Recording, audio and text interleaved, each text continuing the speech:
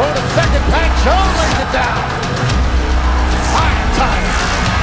Lopes take the lead.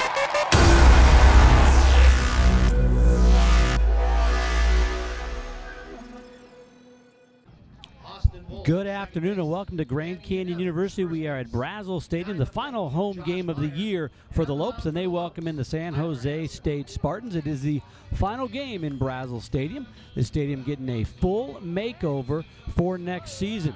San Jose State comes in at 16-30-1, 8-17-1 in the Mountain West Conference. Lopes 24-23, 18-3 in Western Athletic Conference play, leading the conference by 2.5 games over New Mexico State University. These same two teams matched up last night, and San Jose State got the one-run victory. The Lopes put 5 on the board in the second, but were able to hold the lead and lose the game 9-8. Today's starter for the Lopes, the freshman lefty on the mound, Tyler Hansen. Take a look at Hansen's numbers here as he gets warm and set to go. Hansen making his 5th official start, ERA of 5.4. This is his 7th appearance. In 13 1/3, he's given up 17 hits, 9 runs, 8 earned. He's walked 8 and struck out 12. Opposition hitting .315 against Tyler Hansen, the freshman lefty. Defensively, around the horn, behind Hansen, left to right, Tom LaRouge, Preston Pavlica, Garrison Schwartz. On the infield, Ty Wyatt, Mark Mumper, Austin Bull, and Ian Evans. Josh Meyer back behind home plate for GCU.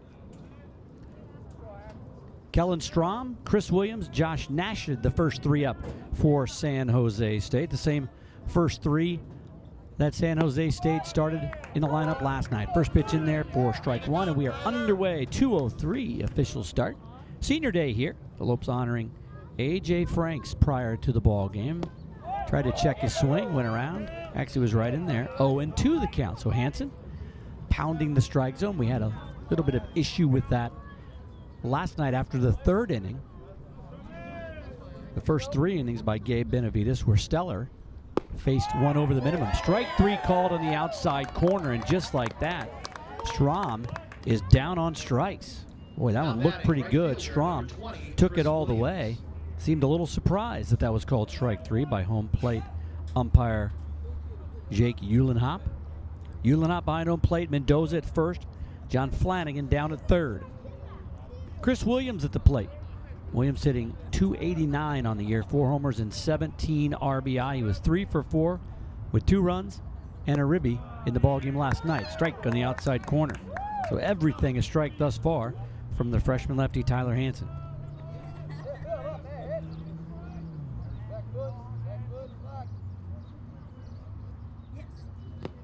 That one misses, 1-1. Hansen, his 5th start of the year, his 5th official collegiate start. He got the start against the Diamondbacks out of Salt River Fields in that exhibition ball game.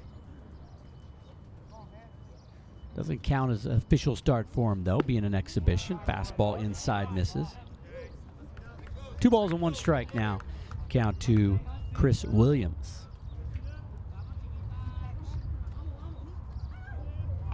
Only 2 other games in Western Athletic Conference play. Big swing and a miss on a breaking pitch. Count goes to 2 balls and 2 strikes. Non-conference games, of course. Chicago State at Milwaukee about an hour from now. Loyola Marymount at Bakersfield at 6 p.m. The 2-2. Fouled off. Count stays 2 balls and 2 strikes. In the ball game last night, GCU got those 5 runs in the second, but did not score another run until the 8th inning when they put a 3 spot on the board. That's all they could muster. And talking with Coach Stankiewicz, he said they've just got to stay more focused and not get lackadaisical. Putting all those goose eggs on the board, giving San Jose State a chance to come back, and come back. The Spartans did. Full count to Williams. Spartans put 4 on the board in the 4th, 1 in the 5th, 2 in the 6th, and 2 in the 8th. Pounded out 12 hits to the Lopes 8 and won the game by 1 run. Payoff pitch to Williams. Got a piece of it, fouled it back. Entirely new umpiring crew. Typically we'll get the same guys in a series, even if it is a 2-game series. We had Doherty, Schiller, and Ariola last night. Uhlenhop, Mendoza, and Flanagan here today. The 3-2. Missed outside, ball 4. Williams wasn't sure. He took some time, just making sure that Uhlenhop wasn't going to call that a strike.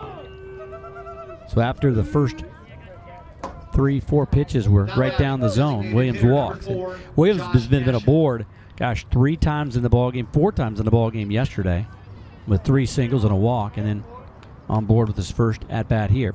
He reached in the first inning yesterday or last night with a base hit, and then the man at the plate, Josh Nashid, hit into a 4-6-3 double play to end the inning. Let's see if the Lopes can do that again. Nashid hitting .271, 1 homer, 10 RBI. Williams a good lead over there at first base. Off-speed pitch misses outside, ball 1.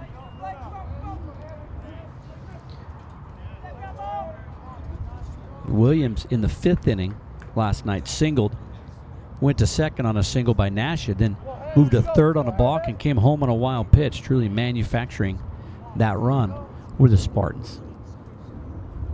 Lopes just gave him too many freebies last night on the mound. Inside and high, 2-0. Jason Hawkins in his first year as the skipper of this Spartan squad. Lopes played him last year up in San Jose and split that series 1-1. But Dave Nakama, who was the skipper then, was part of that transition from the WAC to the Mountain West Conference. But in his 4 years at San Jose State, Nakama 66 and 162. And they bring in Hawkins. Hawkins trying to find the first winning season since 2011 for the San Jose State program. Boy, that one misses. 3-0. So now, after a great first batter, 3 straight strikes for the strikeout, Tyler Hansen having trouble finding the strike zone. Well, he won't get the winning season this year at 16-30-1, but they did pick up their 4th win on the road last night out of 20 losses. So still got some rebuilding to do, but they feel like they got the right guy in there now.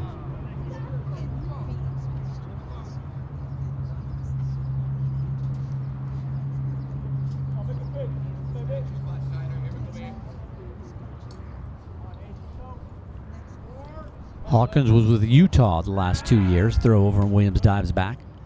Of course, they were the 2015 Pac-12 champions when he was on that staff.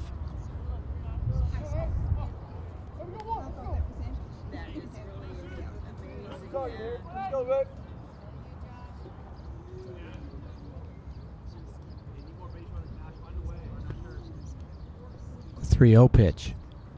And he walked him. So back-to-back walks, and now you got runners at first and second. There's still just 1 out here in the first inning. When this was the issue last night, and it typically is the issue anytime you do this, it's hard to pitch around those free passes. Benavides walked 2 yesterday. Malaki walked 2 and had the wild pitch in the balk, and then Smith came in and walked 3. So 7 free passes last night. Already got 2 free passes here. Of those 7 3 passes, 4 of those guys came in to score runs. Shane Timmons, best sitter on the squad at the plate now. Missed down low, ball 1. Now Timmons is going to make Hansen put one in the zone before he swings, but Timmons hitting .303 with 8 home runs and 36 RBI, leading the team in those categories. Timmons in the ballgame yesterday, 2 for 4 with a walk. That one's in there for a strike. A little high in the zone, but they get the call from Uhlenhop. Outfield playing Timmons to pull a bit here, and if you see him, he doesn't look down to third base for the signs. That's Damon Lesler down there coaching third base. Anthony Claggett coaching down at first, but the skipper, Jason Hawkins, is in the dugout, relaying the signs. The 1-1. Strike 2.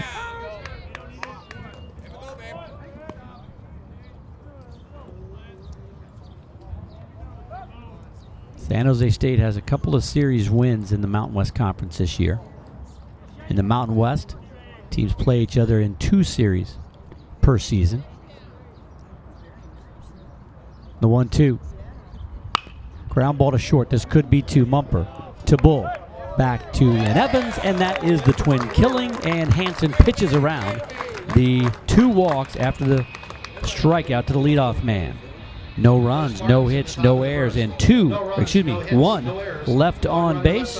We go to the bottom of the first inning. No score here. Lopes coming up. Well, you can get the best gear to show off your Lope pride. Just go to lopeshops.gcu.edu to find everything GCU. From the newest apparel to the coolest accessories, use promo code GCUTV20. Get 20% off for being a GCU TV viewer. Let's paint the Valley purple. Lopes up. No scores. We go to the bottom of the first inning. Let's take a look at the lineup for head coach Andy Stankiewicz in his 6th season. Not a lot of surprises here. Austin Bull will lead things off and play second base. Tom LaRouge bats second and plays left field. Those two guys in a battle for supremacy at the top batting average, and Ian Evans hitting third and playing first base is right behind him. Bull hitting .349, LaRouge leading the team at .356, and Evans at .347 right there in third place. Heart of the order, Garrison Schwartz batting cleanup and playing right field. Preston Pavlik, the center fielder, the bats fifth. Greg Sines, DH once again for the second day in a row, bats sixth. Josh Meyer behind the plate, bats seventh. Tyler Wyatt down at third, bats eighth. And Mark Mumper, your shortstop, bats ninth. So Bull, LaRouge, Evans, Schwartz, Pavlik, Sines, Meyer, Wyatt, and Mumper. Take a look at the starting pitcher on the mound for this San Jose State squad. Zach Wallace. Wallace, the 5'9" sophomore lefty out of Fremont, California, getting his warm-up tosses. Wallace, just his third start of the season, but his 29th appearance, a 2.22 ERA and a record of 2-0. In 24 1/3, he's given up 20 hits, 8 runs, 6 earned, walked in and struck out 28. Opposition hitting .225 against Zach Wallace. So he has been lights out of the bullpen. See what he does in his start here. Defensively behind Wallace, Lyle Blakeman in left, Kellen Strom in center, Chris Williams in right. Michael Breen moves from second to third base, Aaron Pleschner at short, Anders Davidson at second, Shane Timmons at first, and Joseph Stefanki moves back behind the dish. First pitch in there for strike one. Stefanki started in left field last night, but he's their most used catcher, and he came in to catch after a pinch hit for the catcher. Caught the remainder of the ball game after that, in there for strike two. Well, this top of the order has been prolific, and have to get it going here for the Lopes. Bull hitting .349 with a homer and 17 RBI. Hitting from the right side, ground ball to the left side. Pleschner has it. A couple crow hops, fires to first. 6-3 on the putout. 1 up, 1 down. Bull, a little better from the left side, going against right-handed pitchers. Austin Bull on the season prior to that at bat, hitting .327 against lefties and .359 against righties. Tom LaRouge, left-handed hitting left fielder, coming up to the plate here. LaRouge hitting .356, a homer and 23 RBI. Goes after the first one and flies it into left. Blakeman started back and now comes in on to make the grab. So 2 very quick outs here for Zach Wallace. LaRouge retired very quickly. That'll bring him number 9, Ian Evans. Evans hitting .347 on the year, 5 homers, 43 RBI, 1 ribby behind Garrison Schwartz for the team lead, and 2 homers behind Gary. You look at the Lopes numbers, and it's really those 2 guys driving in 44 and 43 respectively. Only one other Lopes hitter over 20, and that's LaRouge with 23. Want to know the count to Evans.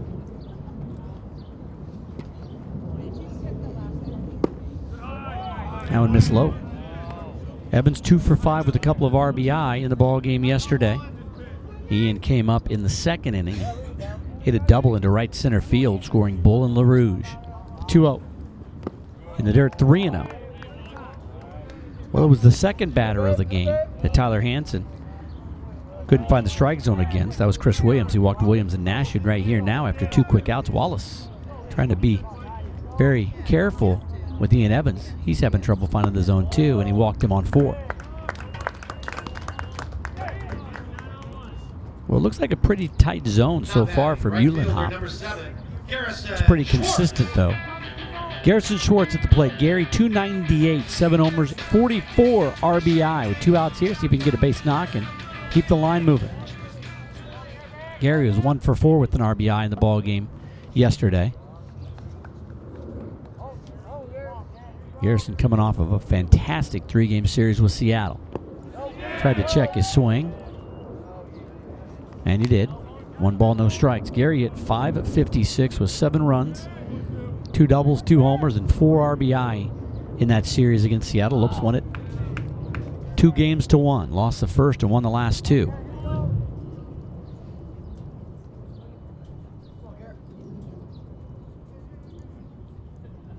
(1-0), 2-0. Huge for the Lopes to come back and win that series. Kept their streak in line. They've won 7 straight WAC series this season. But they entered the weekend up 3.5 games on New Mexico State in the WAC standings, and we'll talk more about that a little bit later in the broadcast. But New Mexico State just had their way with Utah Valley, and the Lopes tried to keep pace, but did drop a game. Up high, 3-0. Now you're going to get a visit to the mound from Stefanski. That New Mexico State weekend up at Utah Valley, they put 46 on the board in 3 games, 24, 16, and then kind of fell apart and only scored 6 runs in that Sunday effort. But they shut out Utah Valley, won that game 6-0. Utah Valley never really even in those ball games, 24-1, 16-6, 6-0. The 3-0. Oh, in there for a strike, 3-1. And with the Lopes ineligible for the tournament this year, their final year of transition, New Mexico State will get that #1 seed and be the team to beat. New Mexico State looked like they were going to win the tourney last year, and Utah Valley had other plans. Hit pretty well to center, going back. Strom still backing up on the warning track, makes the grab. That ball carried a little more than he might have thought off the bat. But we see it do that here at Brazil during the day. So for the Lopes, no runs on no hits. There were no errors and 1 man left on base. We've completed 1. No score here from Brazil. This is Lopes Baseball on GCU TV. Time. You always take the time for ballet class and doctor's appointments, for school meetings and school drop-offs, late nights, early mornings. You wouldn't have it any other way. Bad dreams and good days. Big chapters and little moments. But as they grow, you can too. There's never been a better time to create a better future. GCU's online degree program puts you first, so you can make the most of your time. Find your purpose at Grand Canyon University. No score here as we go to the 2nd inning. And it'll be Stefanski, Pleschner, and Blakeman due up for San Jose State. Hansen back on the hill. He struck out the first batter. He faced a couple of walks and then the 6-4-3 double play to get out of the inning in the first.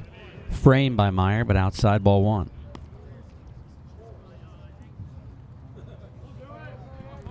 So Hansen getting some plum pitching assignments here in this one. He got to start the ball game against the Diamondbacks at Salt River Field, and now he's starting the final game at Brazil Stadium.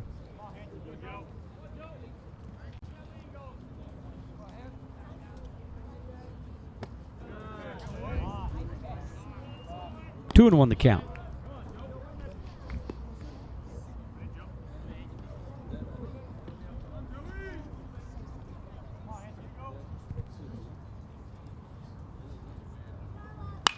In the air to right. Schwartz going over toward the line and toward the wall. Reaches up and makes the grab in fair territory, crossing into foul territory. Gary had it tracked the whole way. Got it just shy of the warning track, so a long fly ball to right. Aaron Pleschner at the plate. Now, we have seen, as I said, the ball does seem like it flies a little bit better here during the day. Sometimes a lot better. Not a huge breeze out there today, but that one made it all the way to the warning track. Pleshner hitting .287, no homer, 17 RBI. Pleshner the shortstop for this squad. He was 0 for 3 with the run scored in the ball game last night. Down low ball 1.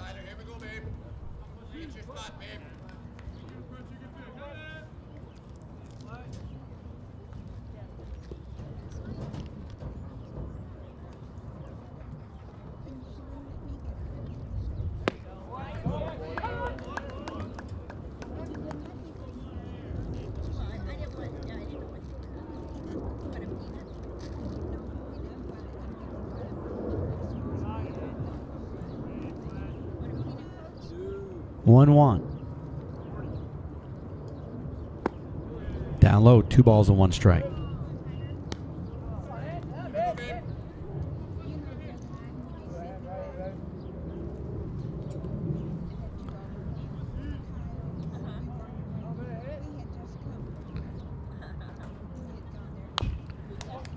Chop foul. Glove down there in the dugout. Nicely done by Zach McLeod. I guess ungloved. He snagged it barehanded. 2-2 the count.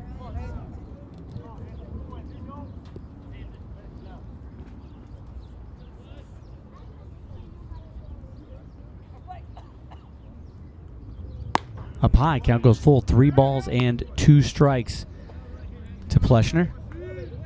Beautiful day out here at the ballpark. Final game of the year for the Lopes at home. They finished with 6 on the road at Utah Valley, then at UC Davis.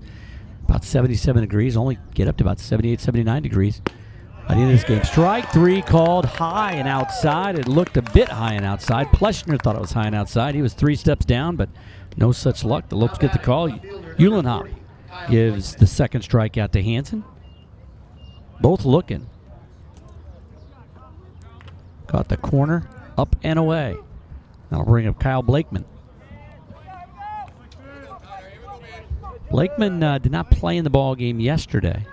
Blakeman hitting .239, no homers, 9 RBI.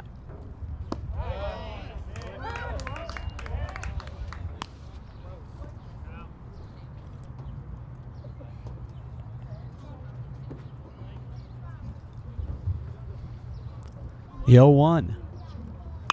Fouled off.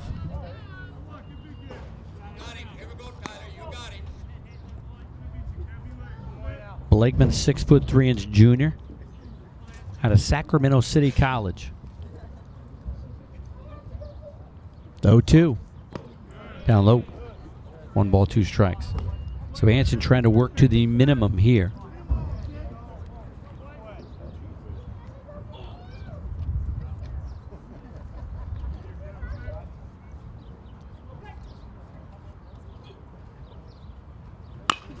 Chopper right side. Evans has it.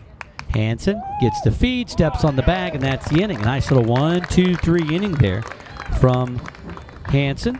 And we go to the bottom of the second. No runs, no hits, no errors, nobody left on base. No score here from Brazel. Well, stay cool this summer with iced coffee, tea, and smoothies from the Grand Canyon Beverage Company. Open weekdays this summer in the Student Union and Canyon 49. That's the Grand Canyon Beverage Company.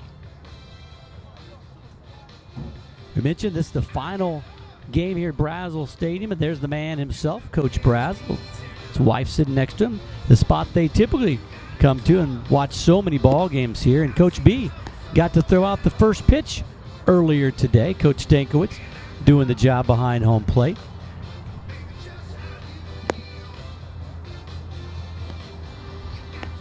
Coach Dave Brazel showing the fist pump there, and this is the guy who has meant so much to this program, getting the hug from Coach Stankiewicz.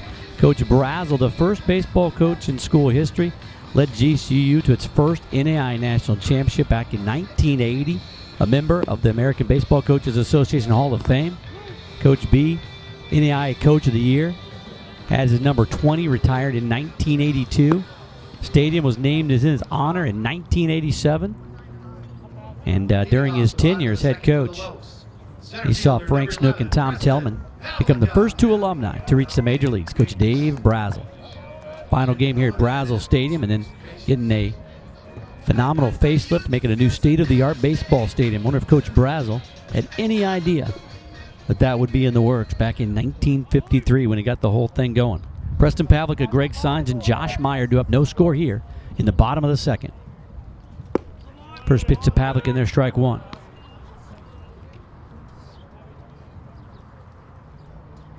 Coach Gil Stafford came after Coach Brazil. That one ripped past the third baseman into left field. Pavlica's thinking extras. It'll go all the way to the wall. Preston cruises around. The throw's going to come in too late. Stand up double to lead off the second. Boy, Preston just ripped that ball past the third baseman. That got on top of Breen before he even had a chance to react. So the Lopes, the man in scoring position for the first time in the ball game, get their first base hit of the ball game and the first hit of the game. That'll bring up Greg Sines. Greg did the DH duties last night, went 0 for 4 with a run and a walk. Greg hitting .311 on the year, 2 homers and 10 RBI.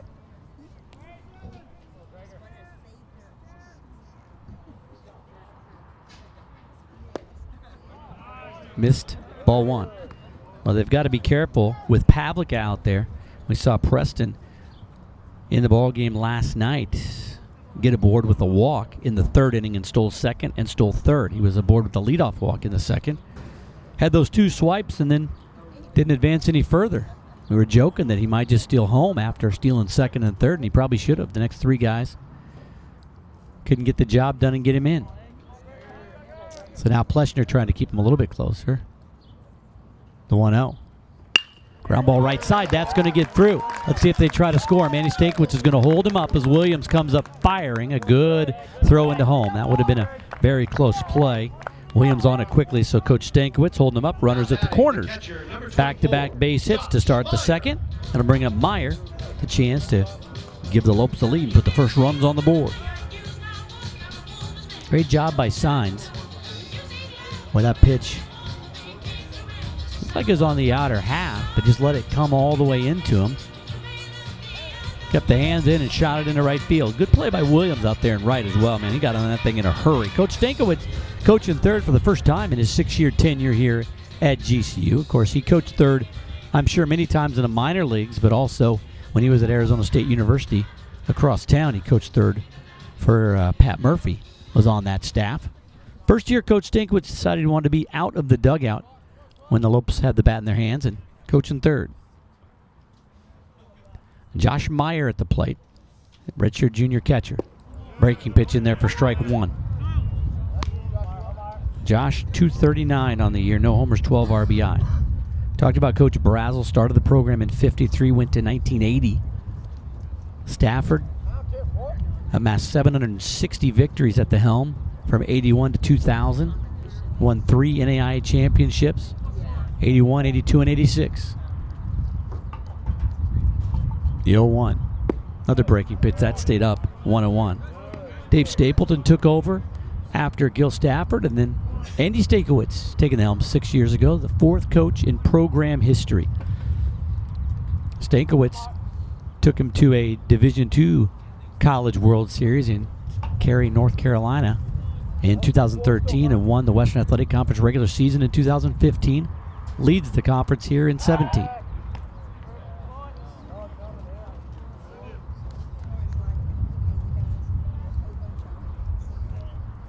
To date, 11 of the 13 GCU alumni that have made it to the major leagues played under Stafford. Stankiewicz has had quite a few guys drafted in his 6 years here. Fastball up and away. 2 balls and 1 strike. So Stafford's number retired, as well as Coach Brazil, and then Tim Salmon's number 10, retired as well.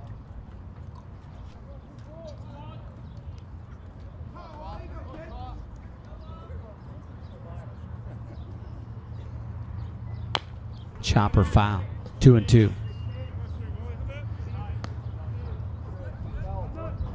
Stafford's number 25 and Salmon's number 20, both retired on January 20th, 2001, part of the GCU Baseball Alumni Weekend.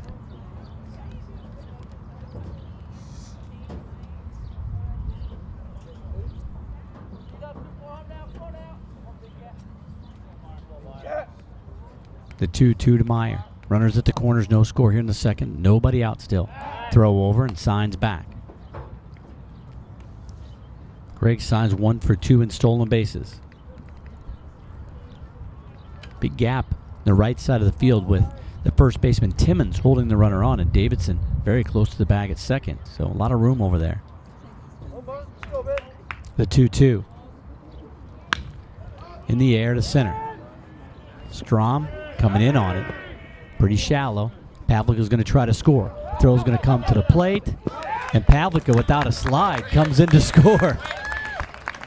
Boy, that was a little bit closer than you thought it might be. A good throw in there from center field. And a nice job by the catcher, Stefanki, just standing straight up as if he wasn't even expecting a throw, catching it on a bounce, and a swipe tag trying to maybe induce. You watch it right here, the throw coming in. Pavlica sees it, has it beat. Stefanki acting like there's not even a play, and at the last minute, tenses up, grabs the ball, and does a swipe tag. But Preston scores the first run of the ball game. Meyer with a sac fly to center field, and it's 1-0 GCU. Tyler Wyatt at the plate.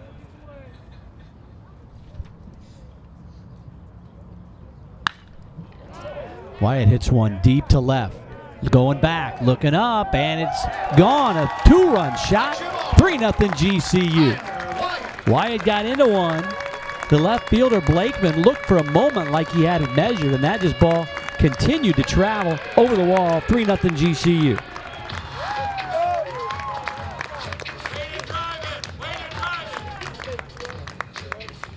So Wyatt gets his second home run of the season, his 18th RBI. Look at the swing here by Ty Wyatt.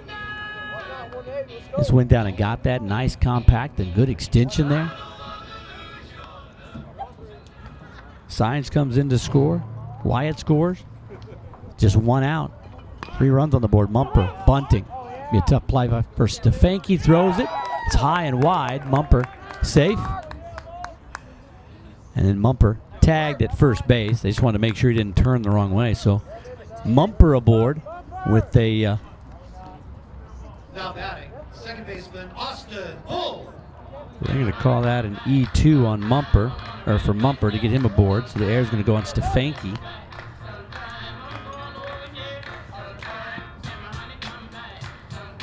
Top of the order, Austin Bull.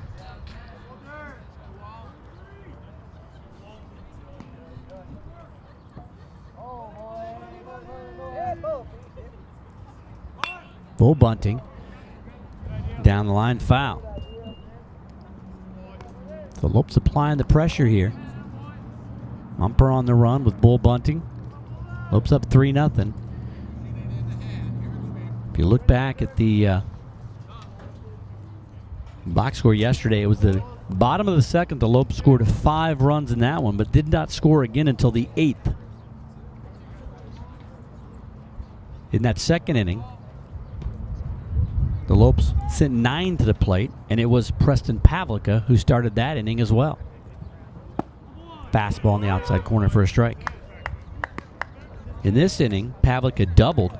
A single by Signs, a sac fly by Meyer, and the 2-run homer from Wyatt. 0-2 count to Bull. Preston was hit by a pitch to get that inning started. In the second last 9, Signs reached on a walk. Wyatt flew out to center on a nice diving catch by Strom. Malice got a base hit single for an RBI. Mumper got a sac fly for an RBI. Bull doubled for an RBI. LaRouge was hit by a pitch, and then Evans hit the 2-run double to cap off the scoring. 5 runs in that second inning. Lopes have 3 on the board here. Ball's traveling well here at Brazel on the final day of the home slate. Missed outside, 2-2. Bull got his first home run of his GCU career Friday night against Seattle. He's hitting from the left side. Drove it to the right field fence.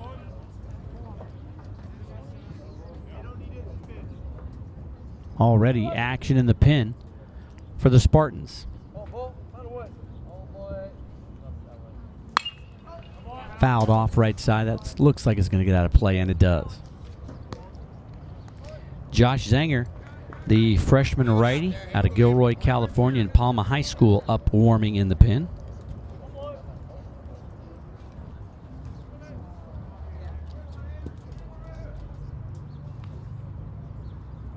Lopes trying to close out Brazil Stadium as we know it with the W here. The 2-2. Bumper not going. Fouled off again by Bull. Austin Bull hitting .348 on the season. That one homer we mentioned back on Friday night, 17 RBI. He's amassed 65 hits this season. Scored 46 runs. He's walked 35 times while striking out 37. On-base percentage of .450. Well, he'd been close to 500 going into that Seattle series. The 2-2. 3-2. So 3-2 count now with one out. Imagine Mumper will be running here.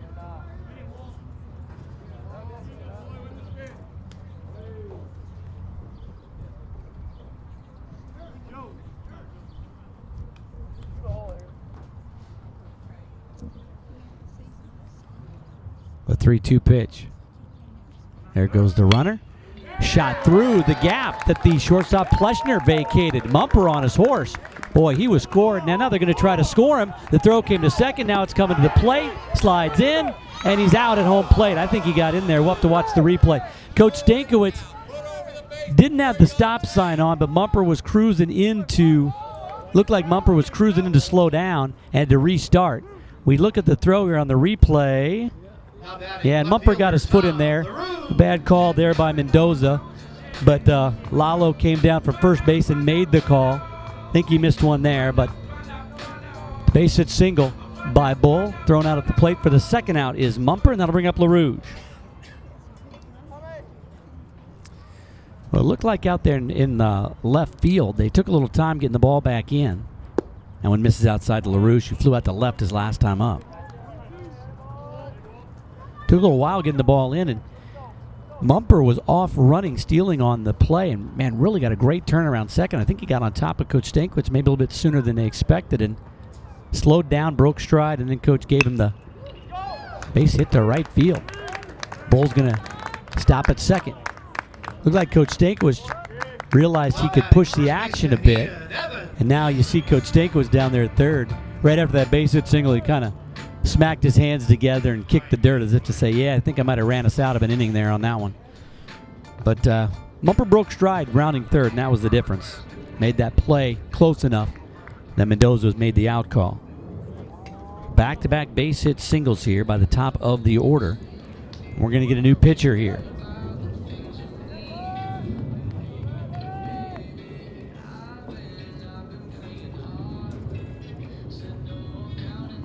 New pitcher, the aforementioned Josh Zenger, number 38, the 6-foot freshman out of Gilroy, California. On the ballgame last night, the starter, Graham Gomez, went 1 2/3. And in the ballgame here, the starter goes 1 2/3. Zenger, a 5.4 ERA, a record of 1-1. This is his 13th appearance, 12 out of the pen. In 11 2/3, Zenger, 15 hits, 10 runs, 7 earned. He's walked 6 and struck out 6. Opposition hitting .313 against him. You see Coach Stankiewicz there talking with Greg Bordas, his first base coach, and Tom LaRouge, who's going to be down there at first base. Lopes put 5 on the board in the second inning last night. GCU now with 3 on the board here. Quite possibly could be more with Evans coming up. It was Evans who drove in the 4th and 5th runs of the ballgame last night with a double with these two guys on first and second base. So a lot of similarities in this ballgame already. Last night, Pavlica led off the second with the hit by pitch, and Lopes hit 9 to the plate and scored 5. This second inning this afternoon, Pavlica led off with a double, and we have going to see our 8th batter come to the plate. Lopes have 3. when when Evans came to the plate in the second inning, those same two guys were on. Lopes could have more. We'll take a look again at that play. Mark Mumper trying to come in and score. He had kind of broke his stride, and then he tried to turn the Jets back on. You see him coming in home here. Stefanski with a nice catch and a tag. It looked like from the naked eye initially, and then from that angle, looked like Mumper got that lead leg in between the tag and the glove of Stefanski before he got the ball down there. But it's the first base umpire's call as he's rotating down. Mendoza was right there, so he's in perfect position to make the call. Called him out, and it stayed a 3-0 ball game. As we mentioned, Evans came to the plate last night with 3 runs already across and hit a double to drive in both of these runners. Fouls that one back. See if he can do it again here. Evans walked. His first time up.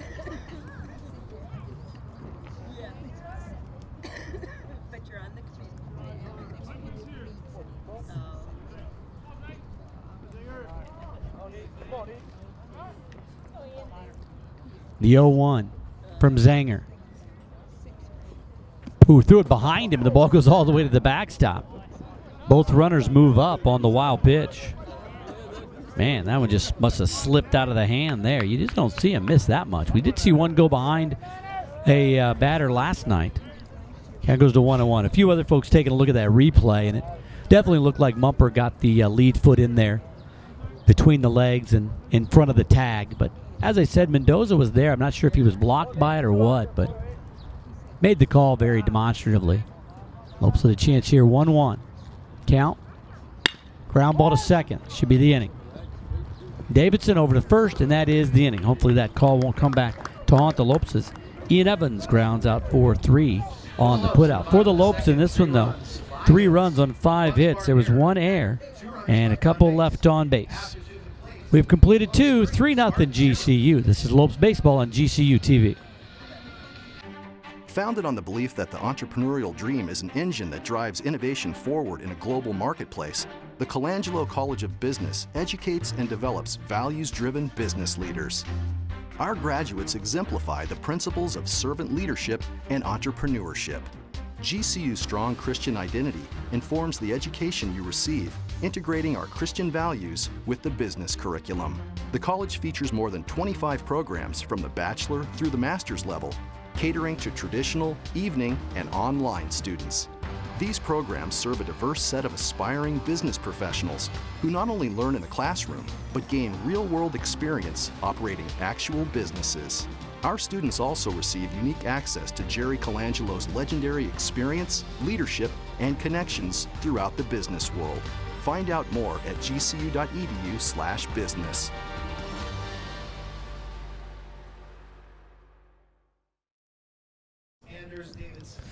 Lopes put 3 on the board in the bottom of the second, lead at 3-0. Last night they put 5 on the board in the second, then didn't score again until the 8th inning. Hopefully they can put a few more on the board here today. First things first, Hansen will face 8, 9, and 1 in the Spartan order. First pitch to Anders Davidson, misses ball 1. Hansen has yet to give up a hit. He's walked a couple in that first inning, but he got a 6-4-3 double play to get him out of the inning. He went 1-2-3 in the second. A flyout, a strikeout, and a ground out. The 1-0. 2-0.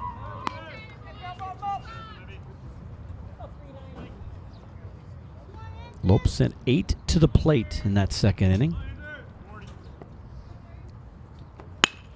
Down the right side foul. Anthony Claggett down there, the first base coach, deciding against reaching out for that sizzler down that direction.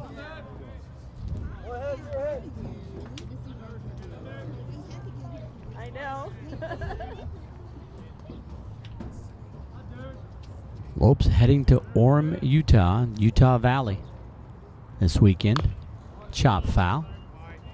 Fielded over there by Jared McDonald in the dugout. 2 balls and 2 strikes to Davidson. Anders Davidson hitting .273, no homers, 4 RBI. Did not play in the ball game yesterday. The 2-2. In the dirt. 3-ball, 2-strike count now to the leadoff man for the Spartans here in the third.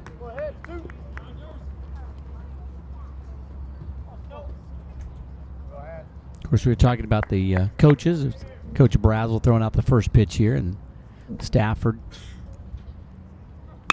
Chopper over the glove, going to get through for a base hit. So Davidson, the base hit single to start the third here. First time they've had the leadoff man aboard. Michael Breen at the plate. Now batting, third baseman number 1. Breen was the second baseman in the ball game yesterday. He was the 9-hole hitter in that ball game as well. Breen last night went 0 for 4. Comes into the ball game hitting .202. No homer, 17 RBI. See if they put something on here. Maybe a straight sack bunt. Throw over to first. Sometimes they do that to try to see if the batter's going to show something before the pitch to the plate. I'm thinking he's bunting here. Wyatt coming in on the grass thinking the same thing. Throw over again. Couldn't really tell on that throw over. Davidson 3 for 3 in stolen bases. They might just try a straight steal here.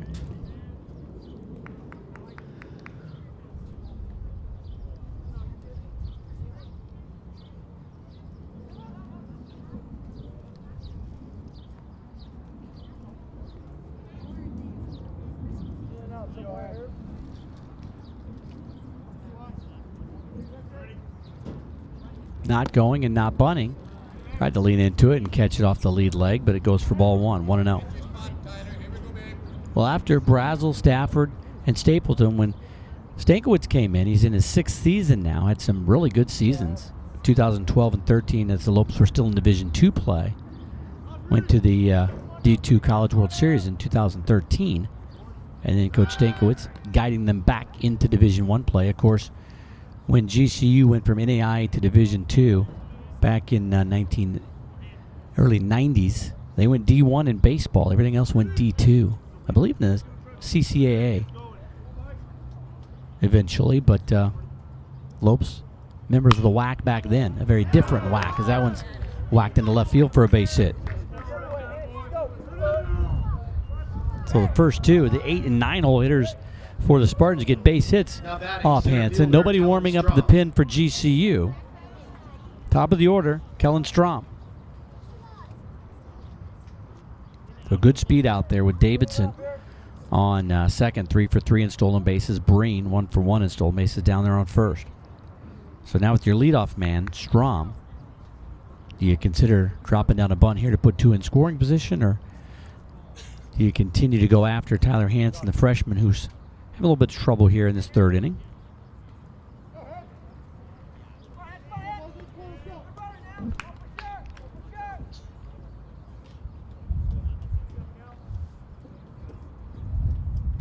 Lopes played in the Western Athletic Conference from 95 to 98 before transitioning back in Division II for baseball to join all the other sports. They are going to bunt. That's a good bunt. It's a tough play. Wyatt, after the ricochet, did they get him? They didn't get him. Everybody's safe. Boy, that was bang, bang down there. It looked like Hansen came off and it tipped off of his glove. So bunt single. Back to back to back base hits. And everybody's safe. So here's the throw. And the call safe down there. Bang, bang play. Looked like a good call down there by Lalo Mendoza. So they're loaded now for Chris Williams. Williams walked his last time up. Hitting .289 with 4 homers and 17 RBI. Was 3 for 4 yesterday. First pitch from Hansen. Misses ball 1. Not sure if that ball had not have ticked off of Tyler's glove, and Rich Dorman's going to come out and chat with him. If that ball hadn't have tipped off his glove, it looked like Wyatt had to adjust, reach back for the ball. That might have been the split second, but it's a very good bunt. Almost pushed it past both of them toward the shortstop. So now we got a meeting on the mound. We're going to have a meeting in front of the first base dugout as well. So to finish that thought, GCU, when they were in the WAC the first time, won the division, beating out BYU and Utah in 1998 and got to the WAC tournament. But then transitioned back to D2. They stayed that way until Coach Stankiewicz led the charge back to D1 4 years ago. And in those 4 years, second year in, won the WAC title. And 2.5 games up, heading into the final 3 for GCU this weekend.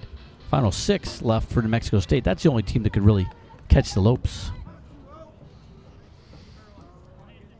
Coach Dorman, his first year as a pitching coach, has had his say. We got a timeout over there as a man on third base, Davidson, tying his shoelace. So Davidson down at third, Breen at second. Strom at first. Chopped on the mound, steps on the bag, fires. Oh, they're going to say foul ball. Boy, that was a nice play by Meyer.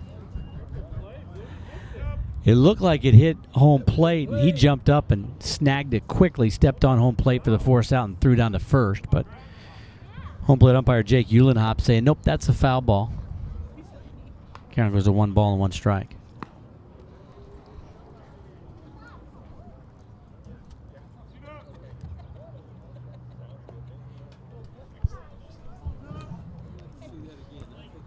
So 1-1 count here. Like Wyatt in on the grass. If he gets a shot at him, he'll come home. Everybody else going to try to turn 2 and give up the run. The pitch in the dirt, blocked by Meyer. Once again, 2 balls and 1 strike to count. Action in the bullpen for GCU.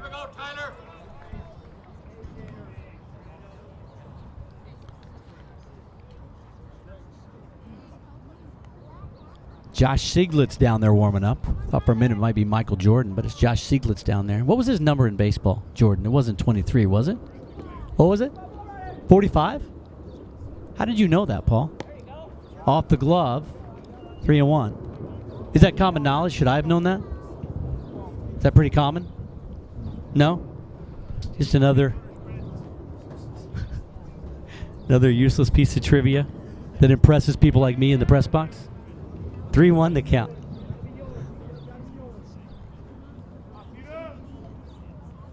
Bases loaded. San Jose State Spartans looking to get back into this one. Lopes scored 3 in the bottom of the second.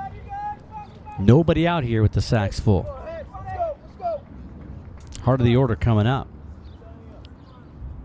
A 3-1. In the air to right.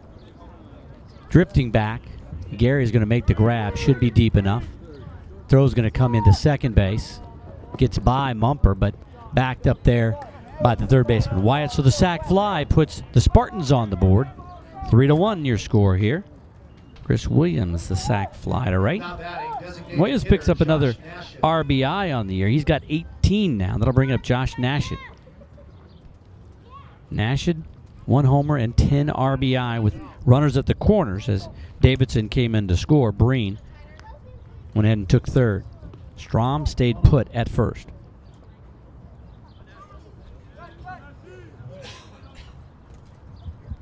Nashid walked his last time up.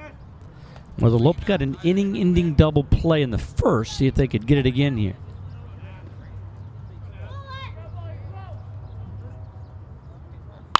That one ripped into center. Not going to get the double play. It's going to get down. A run's going to score. Strom's going to stop at second. So base hit single of the inning brings in another run, and it's a 3-2 ball game as Bream touches the plate. Now batting, first baseman Shane Timmons. And they're not trying to do too much, just pretty much doing a little station to station here, but this guy Timmons, guy at the plate that could do some damage, and Jason Hawkins wants to pull everybody over and have a chat in front of the dugout. So Meyer's going to come out to talk to Hansen. Wyatt comes in as well. Timmons hitting .302 on the year. 8 homers, leads the team in that category. 36 RBI. Leads the team in that category as well. I mentioned for the Lopes, 44 RBI by Gary, 43 for Ian Evans, and nobody else other than Bull over 20. Bull's got 23, but nobody else really even close to those guys. Timmons has 36 RBI. Nobody else on the team has more than 20. He's got 8 home runs. The man who hit a couple batters before, Williams, has 4, and then 2 for Stefanski, 1 for Nashid, and 1 for Vesey. And that's it. So this has been the power source for the Spartans this season. Shane and Timmons, the first baseman. Strom at second, Nashid at first. Just 1 out here in a 3-2 ball game. We're in the top of the 3rd at Brazil. Timeout called. I promise we're going to get a pitch to Timmons at some point in our immediate future. We were warned that there's a lot of offensive timeouts with the Spartans. The first pitch misses down low, ball 1.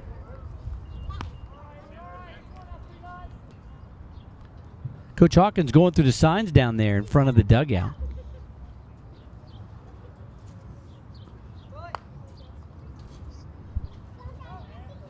The 1-0.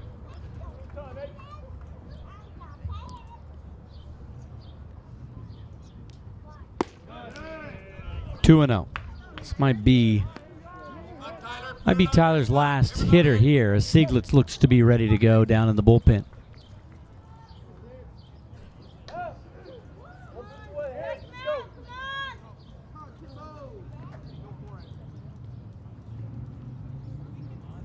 The 2-0. 3-0.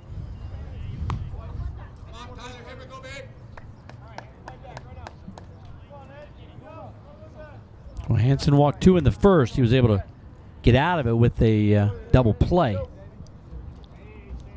2 runs, a 3-0 in there for a strike. Appreciate that one, Jake Uhlenhop. Thought it might have been a little bit low. We got the call, so it's a 3-1 count.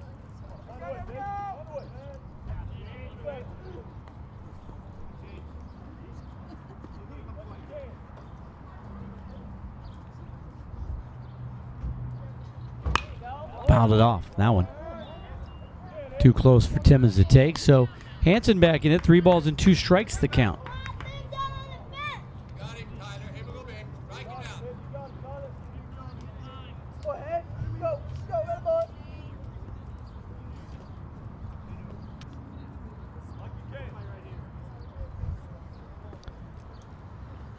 3-2 pitch. See if the runners are going here with 1 out. Boy, they're getting a good jump. Hansen going to freeze the runner out there at second base. Strom was taking that secondary lead way early. Bull and Mumper trying to keep him close. Don't want to vacate their spots, though, and let a ball sneak through.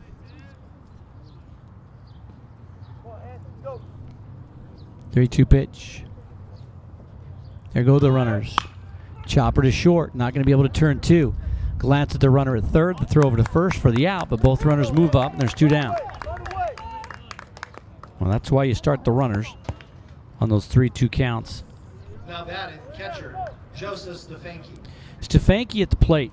Stefanski was the, what is he, the 8th hole hitter in the ball game yesterday? But he had a pretty good game yesterday, to say the least, as you see Mumper with the sidearm toss over to Ian Evans. And that is going to be it. Sieglitz is going to come into the ball game. But to finish that thought, Stefanski went 3 for 4 with 2 runs and 4 RBI. He had a 2-run homer and a couple of doubles in that ball game. So he's moved up into the 5 hole. Now he comes up with a chance to give his team the lead with the base hit, and that'll be it for the starter, Tyler Hansen. When talking to Coach Stankiewicz prior to the ball game, he was hoping that he could get 4 or 5 innings out of Hansen. Well, he ends up getting 2 2/3 and gives way to Josh Sieglitz. Sieglitz, number 23, the freshman out of Peoria, Arizona, Mountain Ridge High. Maybe Josh's numbers here on the year. This is his 6th appearance. He does have 1 start to his credit. An ERA of 9.39. In 7 2/3, he's given up 12 hits, 8 runs, all 8 earned, walked 6 and struck at 9. Opposition hitting .343 against him. Of course, this game doesn't count for the conference. A 2.5 game lead over New Mexico State. And then UTRGV, that arrow by them, that tells you that they are the last team into the tournament. Same record as Seattle, but they won the series against Seattle. So since the Lopes can't go, it's really the top 7 teams that are going to make it, since GCU ineligible this season. So it'd be New Mexico State and Bakersfield right now. They would have the top 2 seeds and get the bye on a Wednesday night. Then it'd be Utah Valley against UTRGV, Sac State against Chicago State, and Seattle, Northern Colorado on the outside looking in. Magic number for the Lopes, 2 to ensure themselves a tie, a co-champion with New Mexico State. 3 to guarantee themselves the championships all alone. So either need some help from Chicago State or Bakersfield. That's where New Mexico State plays, on the road at Chicago State, at home against Bakersfield. Or Lopes can just take care of business, get themselves a sweep up at Orem, Utah, and the conference would be theirs. The softball squad already co-champs in the conference with New Mexico State, so Lopes trying to do that, or even maybe one better and be the outright champs. This game, of course, just want to keep that record above 500. They're 24-23 overall, up 3-2 in the ball game, but 2 runners in scoring position. Nashett at second and Strom at third. Stefanke flew out to right his last time up. It's only a bat so far in the ball game. Down low from Sieglitz, ball 1.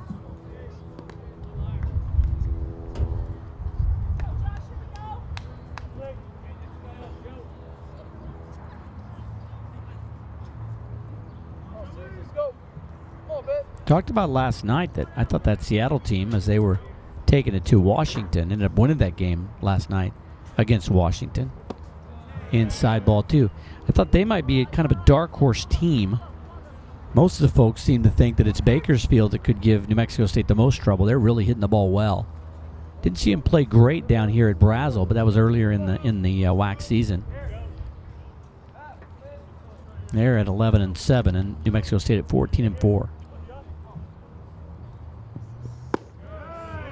Misses.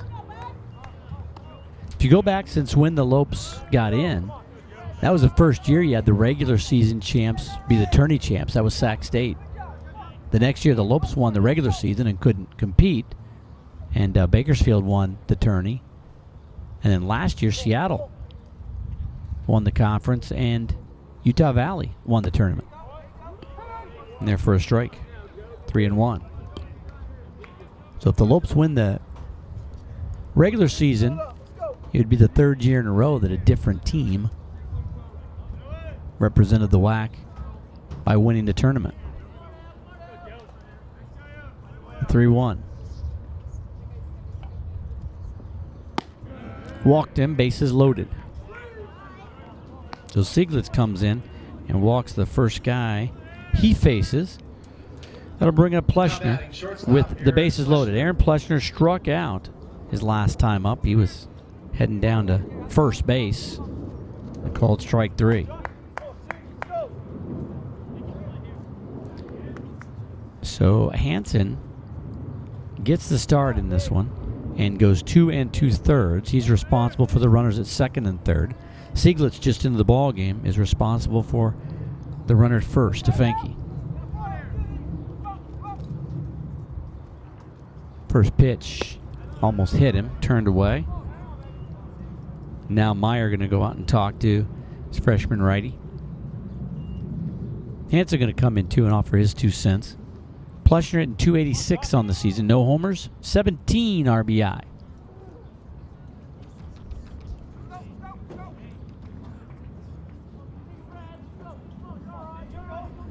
Good crowd out here on a Wednesday afternoon. See a lot of the staff folks that are still working, coming over to check out part of the ball game.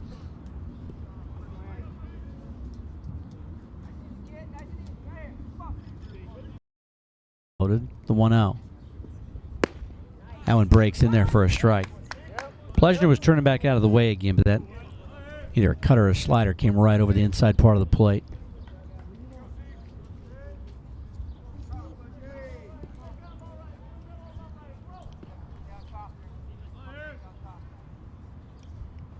The 1-1. 2-1.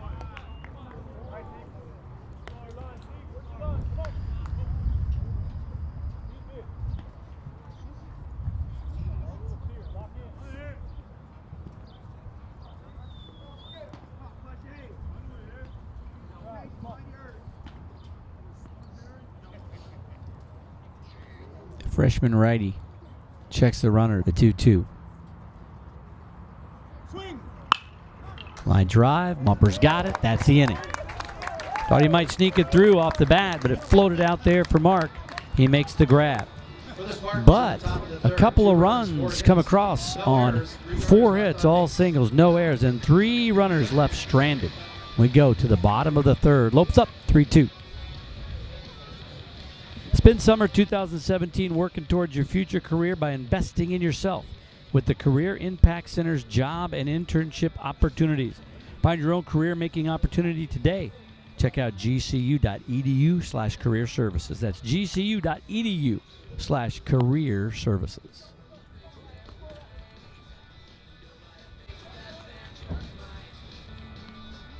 He'll face Garrison Schwartz, Preston Pavlica, and Greg Sines.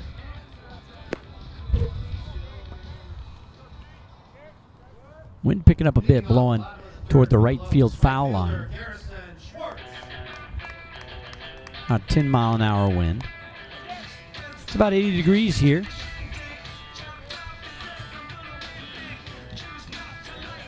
So Gary, his last time up, flew out to center. Hit it well. Went all the way to the base of the wall. Just a couple steps on the warning track for Strom to make that grab.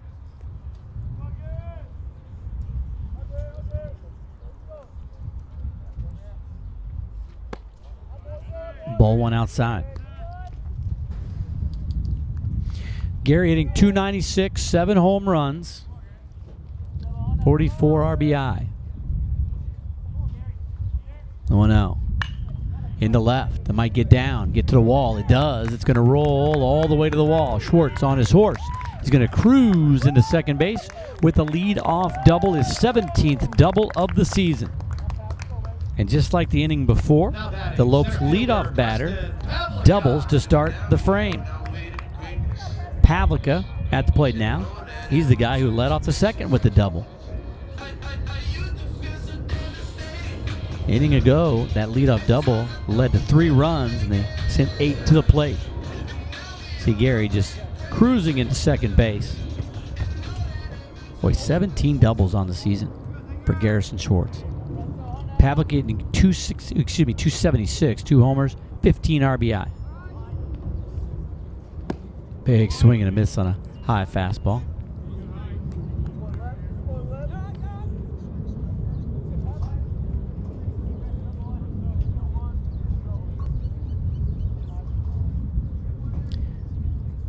Gary, that's his 11th WAC conference double. He leads the league in that category.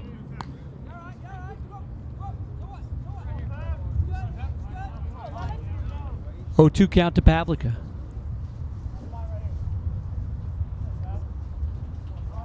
Lopes got their 5 in the second inning last night, but went dormant. That ball got away from Stefanski, but not far enough for Garrison Schwartz to advance. 1 ball, 2 strikes to count.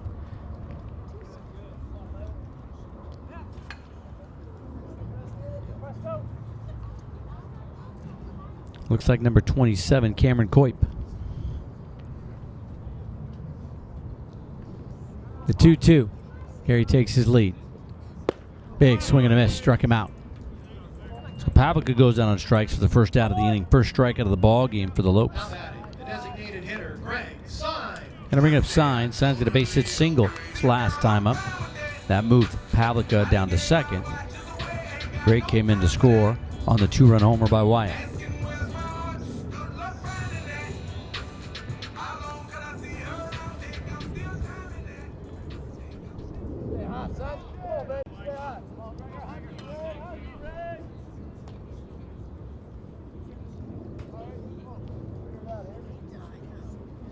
Sines 319 on the year, 2 homers, 10 RBI.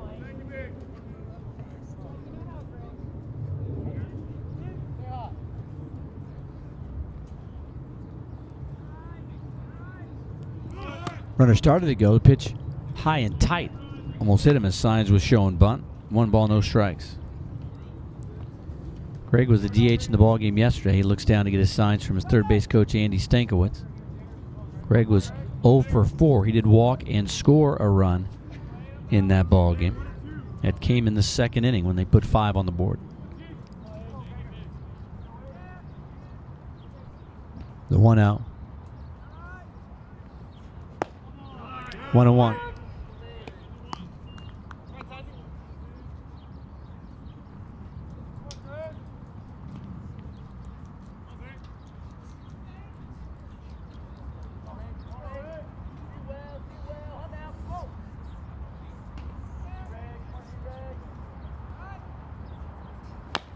Oh, tapper.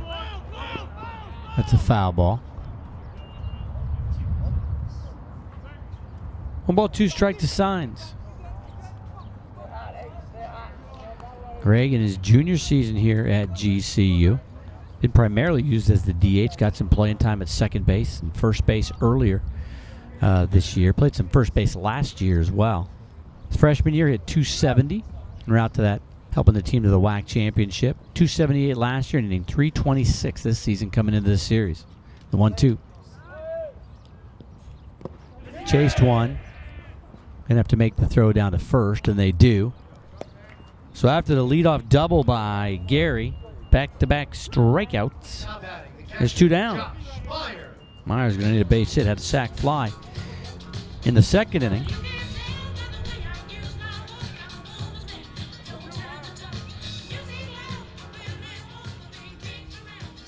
Josh, one of 3 catchers. McDonald and Barnes, the others that see a lot of playing time. Josh out of Santa Margarita High School in Mission Viejo, California.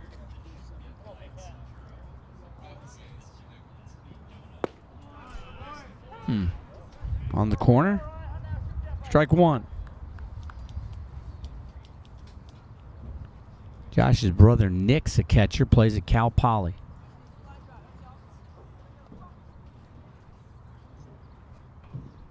The 0-1.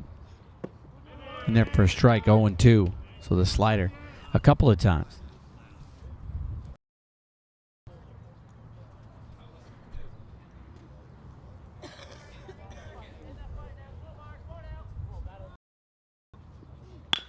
Chopper right side. Gloved and a throw to first in time, and that is the inning. So the leadoff double amounts to nothing for GCU. Strikeout, strikeout, ground out. No runs on 1 hit. There were no errors and a man left on base. We've completed 3. 3-2. GCU with the lead. This is Lopes Baseball on GCU TV.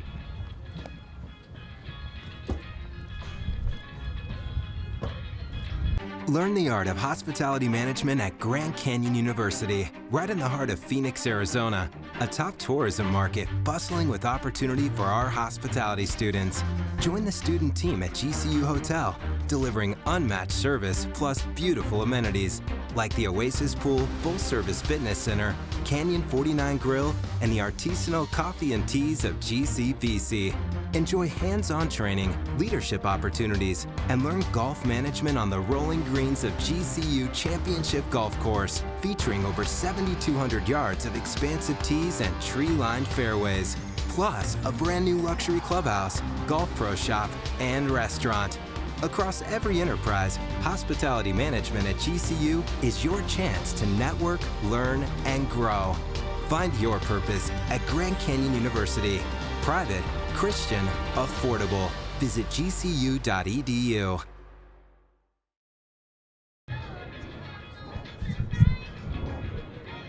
Three-two ball game as we go to the 4th.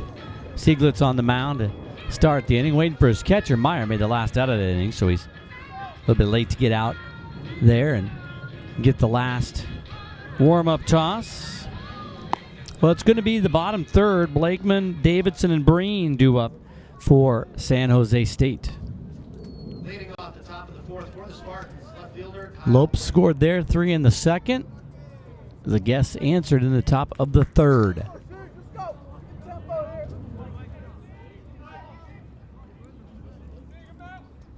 Blakeman hitting .236. No homers, 9 RBI. Last time up, he ground out to first. Ball 1.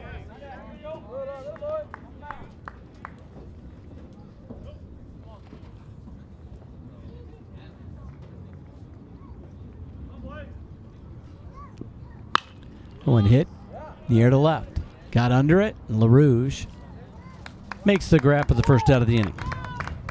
Big swing, and Tommy took off back toward the wall, but realized that he'd gotten under it a bit and came in to make the grab for the first out of the inning. That'll bring up Anders Davidson. Davidson led off the third and was the first of back-to-back-to-back base hit singles. In that third inning, it went single, single, single, sac fly, single.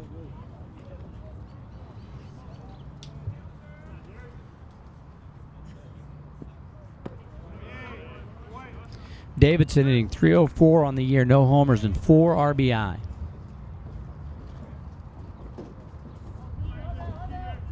Final game here at Brazil, final broadcast for GCU TV Sports this season. We're back in the fall, of course. 2-0 count.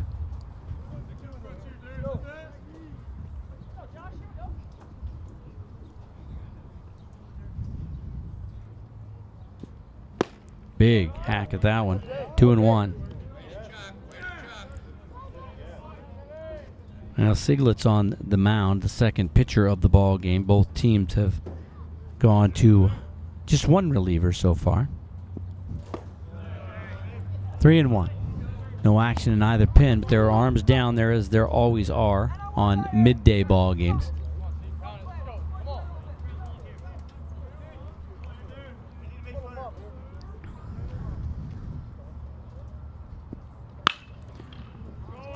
In the left, coming in on the dive. LaRouge can't get it. Gets past him. They're going to roll to the wall. Davidson cruises into second with a double. Now batting third baseman Michael. Tom tried to make the play on that one. Looked like he came up a few feet short and got past him, and once it did, no way Pavlica could get it till it bounced off the wall. See him make the dive there and hop up. Always worried when Tommy makes a dive after having that labrum issue, but he seems to be okay. And now with one out, Davidson on second with the double. Boy, Anders Davidson didn't play yesterday. Had a base hit single and scored a run in the third, and doubles here in the fourth. That'll bring up Michael Breen. Breen had a base hit single.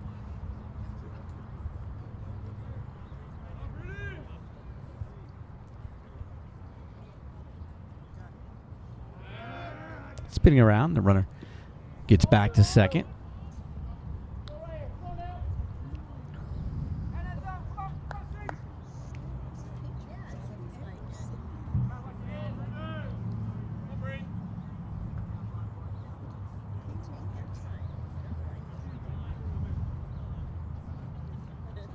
The 0-1 pitch. 1-1 now to Breen.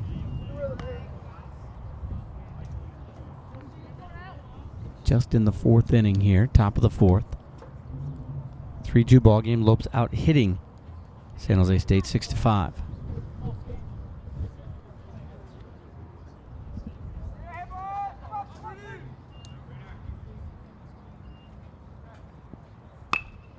Excuse me, Tapper. Wyatt's got a hustle on the run, throws.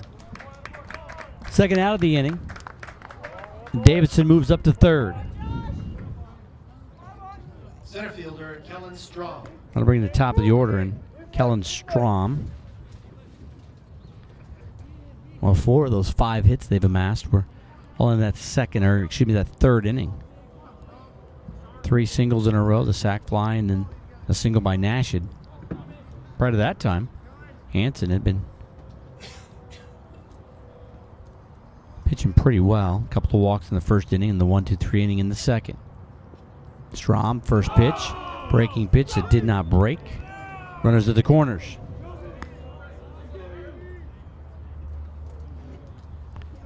So Strom hit by the pitch. He's on base for the second time.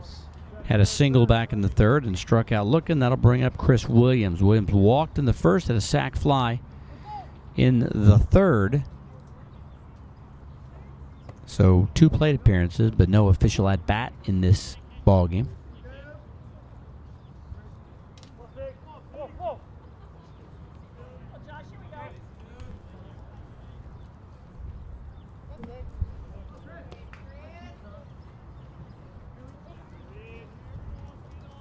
Williams hitting .289 on the year. Does have those 4 home runs. Outside corner, strike 1. Williams 18 RBI, 43 hits on the year.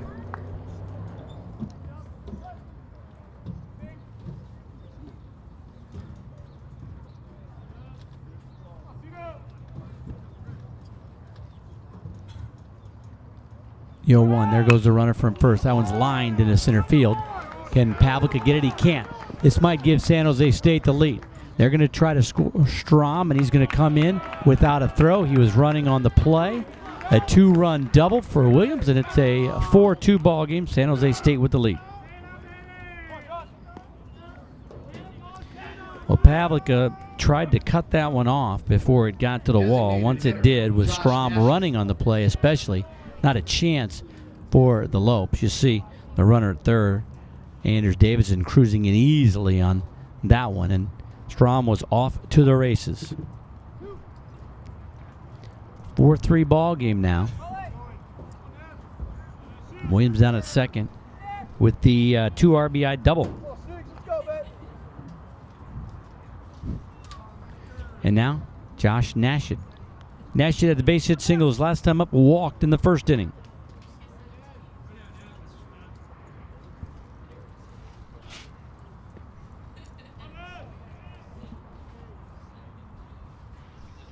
Pitch from Sieglitz. Cloud.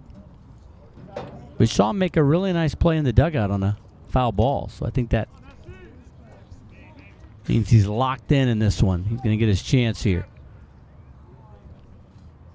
Check at the runner by Sieglitz. The pitch.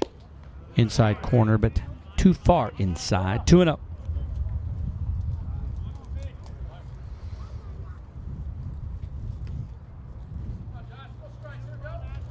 Game slowing down here with all the scoring and the runners on.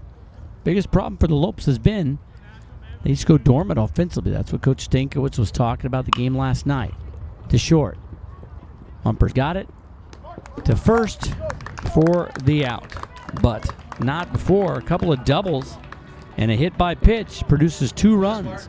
4-3 Spartans with the lead. They get 2 runs on 2 hits. There were no errors and 1 man left on base. We go to the bottom of the 4th. 4-3 Spartans. If you are visiting campus this summer, why not stay at the GCU Hotel? Featuring comfortable rooms, a resort-style pool, and the Canyon 49 Grill, it is the perfect place to stay when coming to GCU. Rooms start at $79 a night. Book a room today at gcuhotel.com. Hotel guests receive a discount on tee times at the GCU Golf Course. That is gcuhotel.com.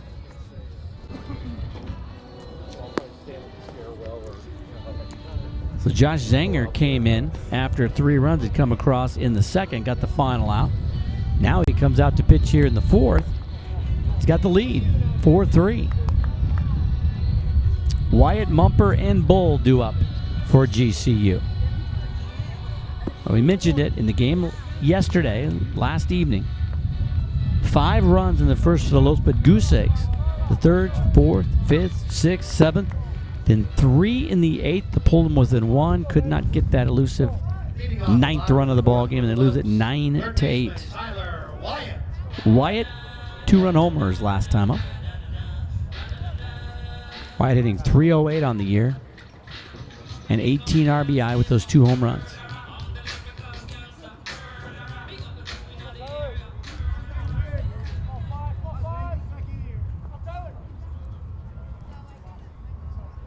Zanger pitching from the stretch, even as he begins an inning. It's in there for a strike. The home run was off Zach Wallace.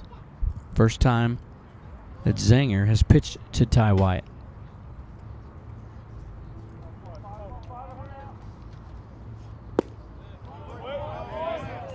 One-on-one. Wyatt in the ballgame yesterday 0 for 3 and was pulled for a pinch hitter, Kona Quiggle, who walked and then came around to score. The 1-1. 2-1.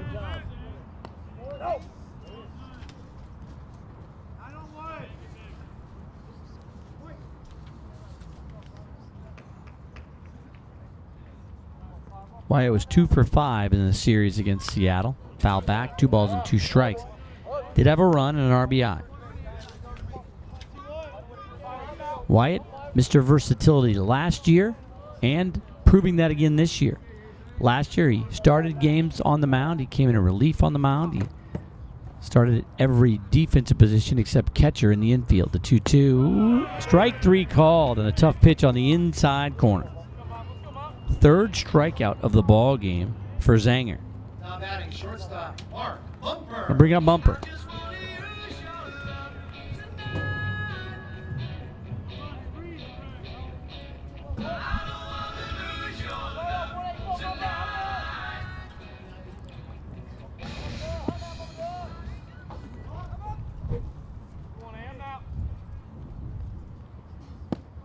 Strike on the outside corner to Mumper.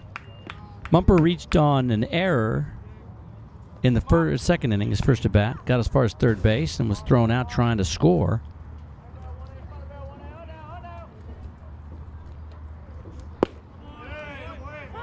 Oh, and 2.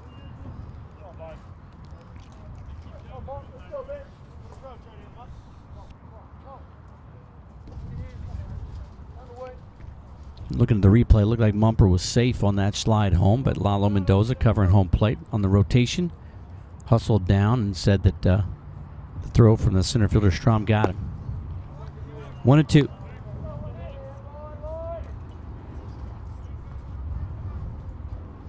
It's a bit of a momentum killer, and Coach Stankiewicz, kind of tell by his body language, he had wished he had not have sent Mark on that one because Bull got a base hit the very next batter, and Mark would have scored easily.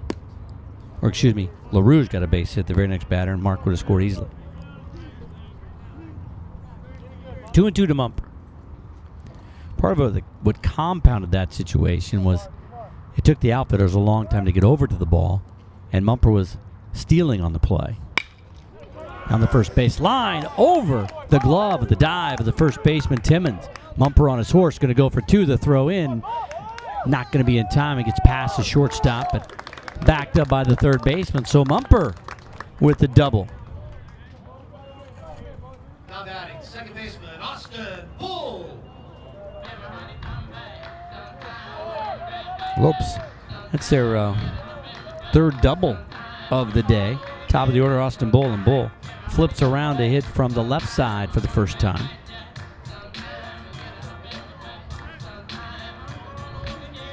Mumper just puts her right down the line. That's his, 8th double of the year for Mark Mumper. 11 of his 23 base hits have been extra base hits. So Mumper the tying run now out at second base with 1 out.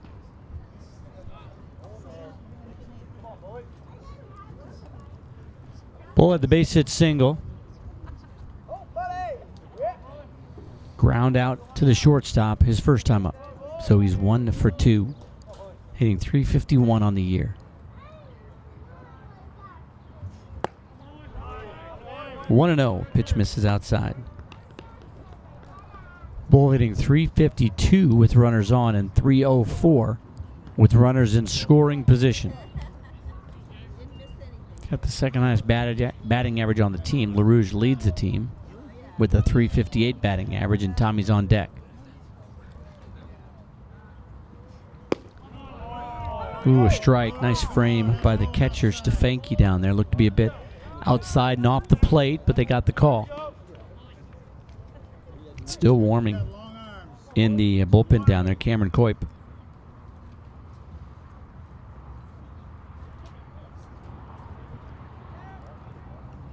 The 1-1. Ground ball right side. That's going to move the runner over. Davidson's got it. Retires Bull. Mumper takes third. So he does move the runner over a base. But now the Lopes need a 2-out base knock. A wild pitch, pass ball, one of those would do as well.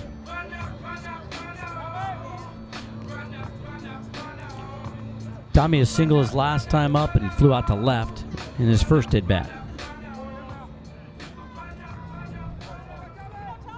LaRue shooting .358, .444 with runners in scoring position. Does have one home run on the season. Strike one.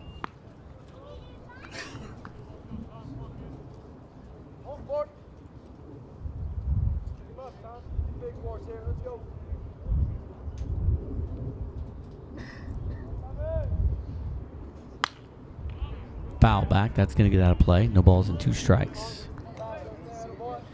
Tom at .342 his freshman campaign, .342 his sophomore campaign. And as we mentioned, hitting at a .358 clip here. Was not named to the preseason all-conference team. Malice and the player of the year preseason. Garrison Schwartz, only 2 named from the Lopes. Junior outfielder out of Yucaipa, California, 1-2 count. He had no homers his freshman year, 2 in his sophomore campaign, just 1 here in his junior year, the 1-2. Ground ball right side. Timmons has it, going to take it himself, and that's the inning. So, after the strikeout to start the inning, the double by Mumper, he gets as far as third base, but that is as far as he can advance. So for GCU in the bottom of the 4th, no runs on that one double by Mumper. There were no errors and a man left on base. We've completed 4-3 Spartans. This is Lopes Baseball on GCU TV. Hi, I'm JC. I am a freshman here at Grand Canyon University. I'm majoring in Christian studies and minoring in psychology. The possibilities here at GCU are endless. There are so many resources for me to be successful.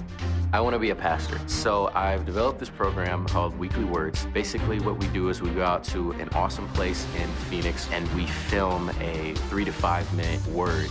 Coming down here to GCU and seeing everything that they were doing really encouraged me to take the gospel to a contemporary outlet. The Christian community here is modernized and relatable. This is a safe place spiritually for people to grow. I think GCU is preparing me for a world outside of that protected bubble that we put ourselves in. They really encourage the school spirit here. Games are absolutely insane. I count myself a Havoc, so I'm a little crazy. Havocs are the embodiment of everything a GCU student wants to be. Find your purpose at Grand Canyon University. Private, Christian, affordable. Visit gcu.edu.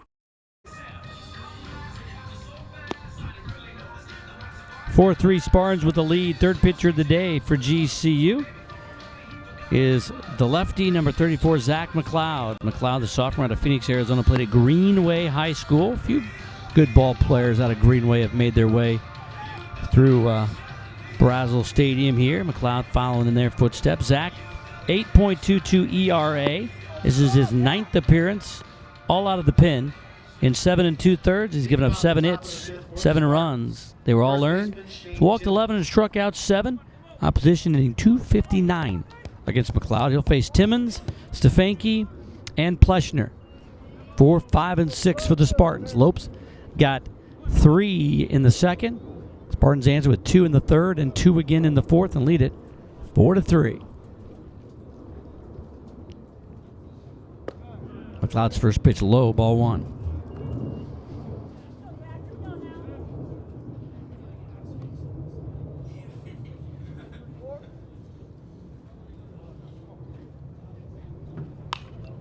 Popped up right side, fouling out of play. 1-1 the count.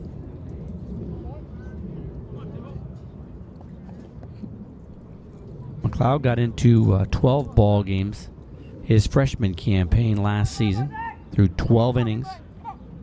Struck out 11. 2-1. Timmons 0 for 2 on the day.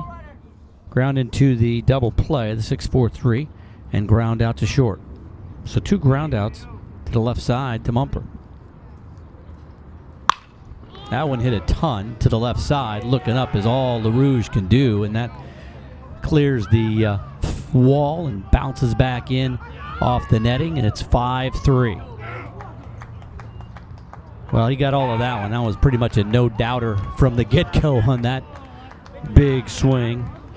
And Timmons already leading the squad as his 9th homer of the year and his 37th RBI. The solo homer makes it a 5-3 ball game. Well, that ball was just crushed by the big first baseman. I'll bring up Joseph Stefanki. Oh, slice foul. Took off some tree branches over there. Well, these guys are not getting fooled here.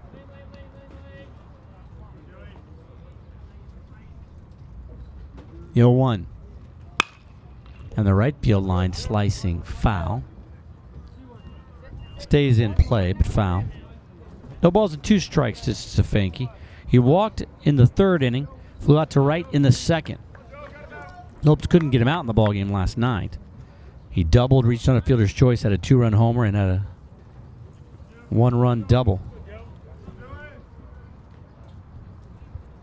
The 0-2.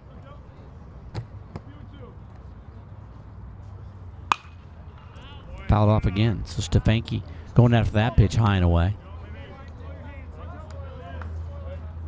Jake Wong, the Friday night guy, delivering a few more baseballs to Jake Uhlenhop. So Jake to Jake.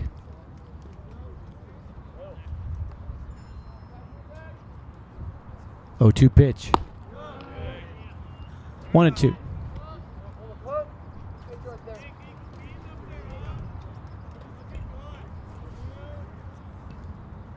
Stefanki hitting .271, a couple home runs.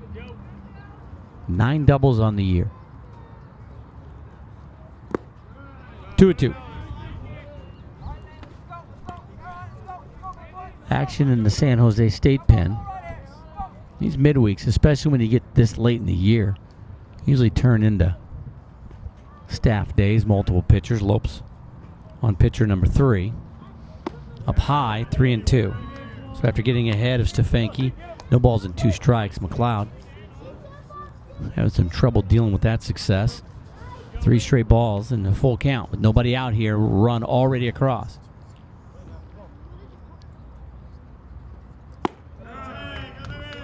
And he walked.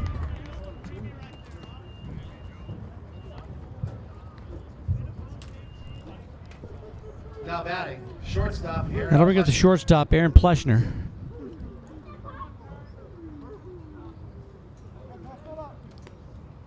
For GCU, that's the 4th walk of the ball game, surrendered by Lopes pitchers.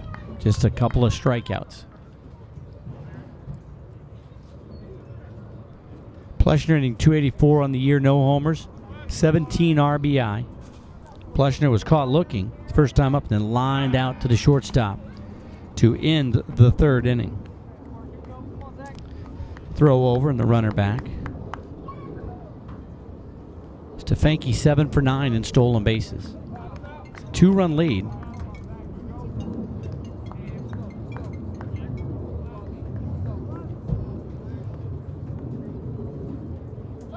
We're in the bunt. In there for a strike. Pleschner thought it was high and away.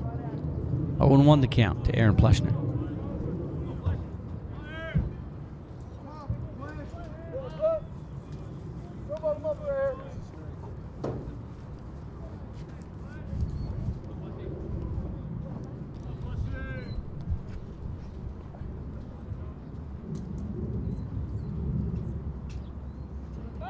Bunting again. Bunts that one foul. No balls and 2 strikes.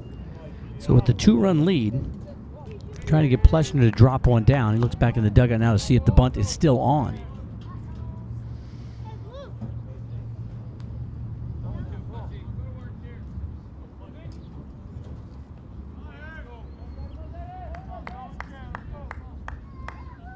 Lopes could really use a ground ball here to turn another double play.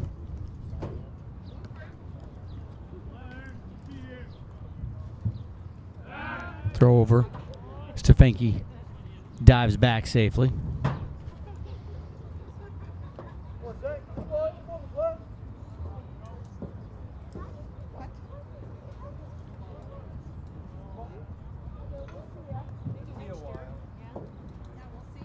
McLeod waiting for Pleshner. Now he's ready to go. The 0-2. Way high and outside. 1 ball, 2 strike the count.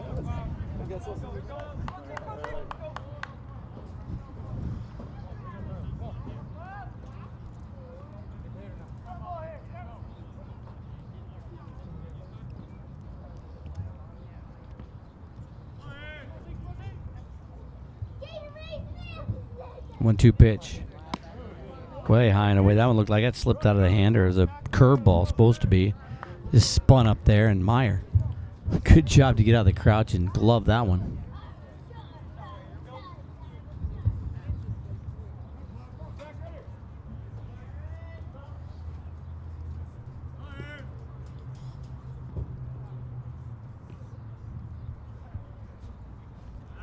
Throw over again.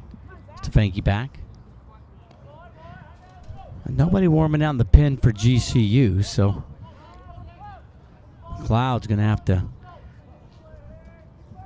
finish up this inning himself. The leadoff home run by Timmons, his 9th of the year. And then the walk to Stefanki. In the air to right, foul. Evans coming over, Bull coming over, Gary coming over. Nobody can get to it. Bounces into the bullpen. Cal stays 2 balls and 2 strikes.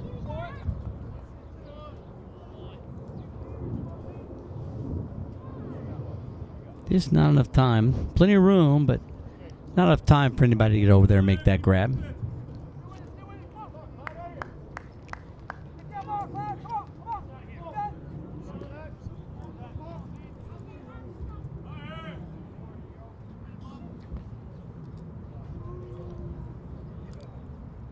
Two-two pitch, fouled off again.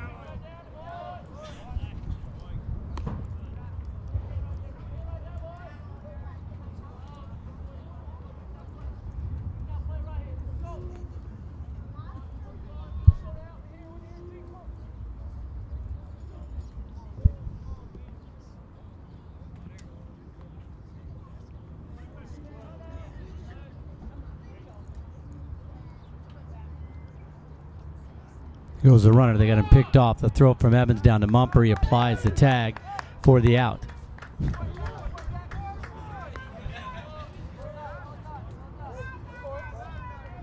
So they had the pickoff caught stealing, and that's one of those, the throw beat you, he was waiting on you, so even though you tagged him after he touched the bag, he's out. 2 ball, 2 strikes, so we'll take that one. Kind of on the double play in Major League Baseball. As long as the middle infielder is within 5 feet of the bag, they typically call it an out. They have tightened up on that a bit. For the first out of the inning with the pickoff caught stealing, Stefanki retired. Ground ball to third. Wyatt. Kind of a tricky short hop in the dirt. Scooped by Evans for the out. Boy, Wyatt making his junior first baseman work hard for that one. There's 2 down.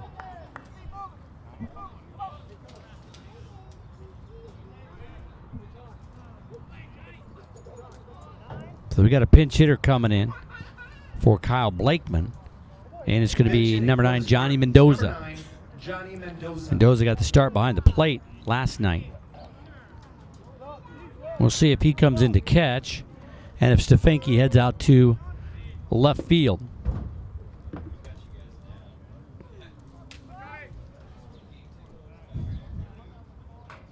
First pitch. Misses high and away, ball 1.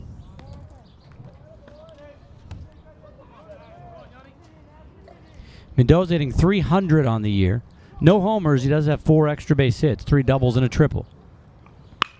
In the air to right, slicing away from Gary. Got a long run. He's got some room. Makes the grab as he crosses into foul territory, but it was a fair ball. So after the leadoff homer by Timmons, the walk, the caught stealing, and then the ground out and the fly out. So 1 run on 1 hit. There were no errors and nobody left on base. We go to the bottom of the fifth. 5-3 Spartans with the lead. The World Hip Hop Dance Championship is coming to Phoenix. More than 4,000 of the world's best dancers from over 50 countries will come together to compete in this week-long event. It all comes together for the championship finals on August 12th at GCU Arena. Tickets are on sale now at gcuarena.com. And that was quite the breeze there blowing through the press box.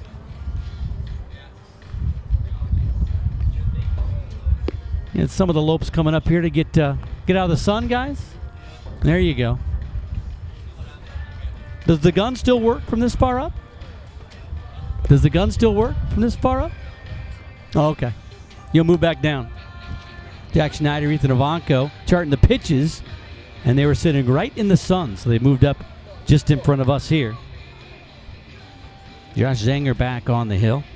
As I mentioned, Zanger came in down 3-0 in relief, and he's got a 5-3 lead now.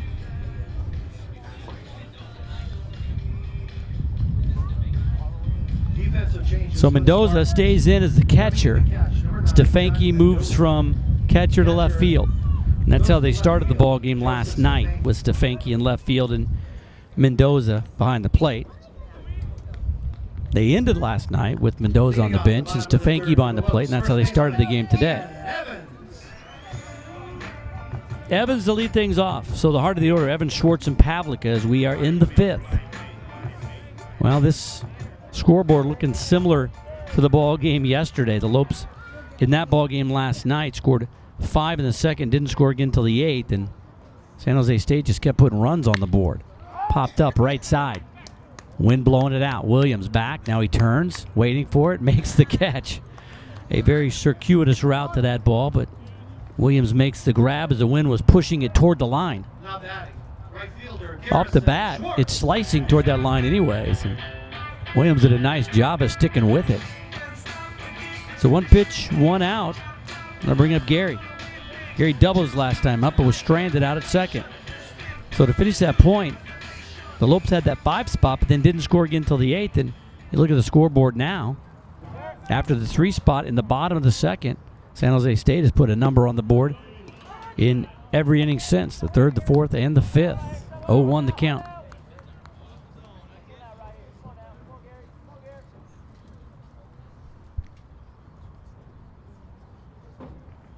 The 0-1 to Gary. Now low. And Garrison Schwartz batting average, an even 300. 7 homers, 44 RBI. First time it's been over 300 for some time. The 1-1. Popped it up, fouling out of play.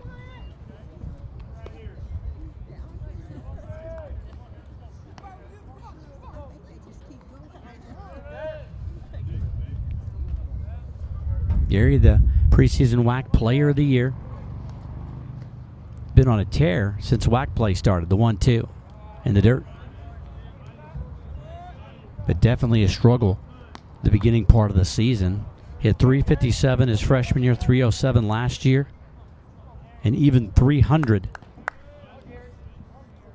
Good to see him back up there with a 3 on the front end of that batting average. See if he can keep it that way with the base hit here, the 2-2. In the air to center, hit it well, but going back, now reaching down around the knees and making the grab. I think that wind's playing some tricks on the outfitters out there, but Strom stayed with it.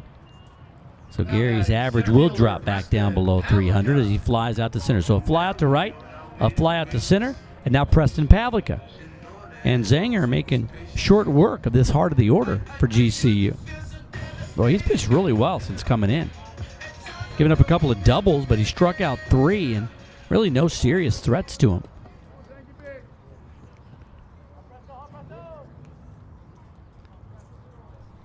Preston, a double and a strikeout. Ball 1.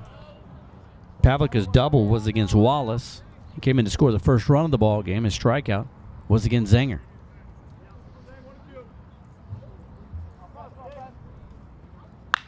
Ripped down the third base line. Fair ball. That'll get into the corner. Should be another double for Pavlica. And that ball actually looks like it got hung up somewhere down there in the corner and rolled out of play. So it will be a double for Pavlica, his second double of the ball game.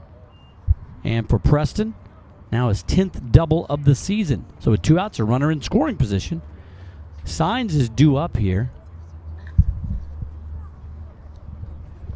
We're going to get a pinch hitter, I believe, Kona Quiggle for Greg Signs. We'll see if that corresponds with the move from San Jose State to bring in a different pitcher. Pinch hitting for the Lopes. Number 4, Kona Quiggle. Quiggle a switch hitter, though, so he can flip around on either side. But Zenger has been on the mound for quite some time here, and like I said, he's pitched really well. So it is going to bring in a new pitcher. Jaden France, number 42, 6'4" junior out of Santa Clarita, California, and Orange Coast Community College will be the new pitcher. Coming into pitch. Boy, San Jose State. Zanger 42, Jaden threw a France. great ball game through the 3 innings that he's pitched. He's still responsible for one of the guys out there, if the only guy out there, Pavlica. But gave up 3 hits, did Zanger. No runs yet. Didn't walk anybody. Struck out 3. Did have a wild pitch, but faced 12 batters. Gave up 3 doubles. 43 pitches, 29 for strikes. And a nice job of keeping the Lopes at bay while his team tacked numbers on the board, and he leaves with a 5-3 lead. Another righty, so Quiggle will bat from the left side. Number 42, 6'4" tall Jaden France. France, 8.75 ERA, a record of 1-2. This is his 21st appearance in 23 2/3.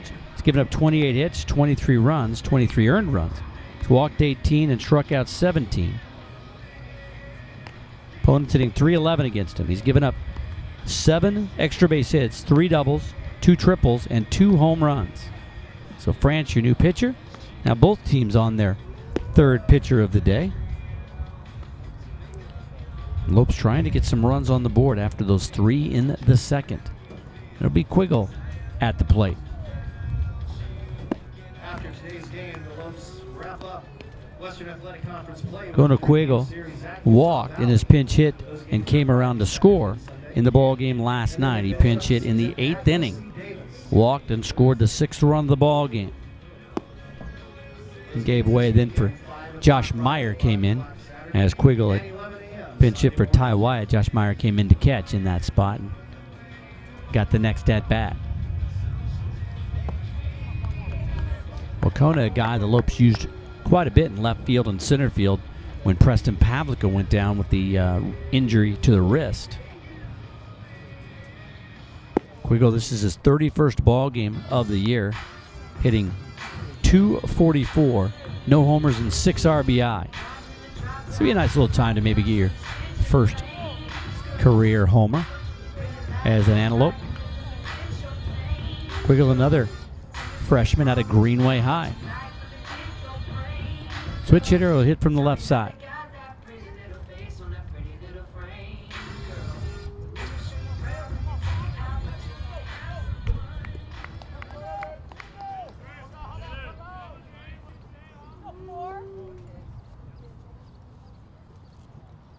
France, a big, tall, imposing figure on the mound there, getting ready to go.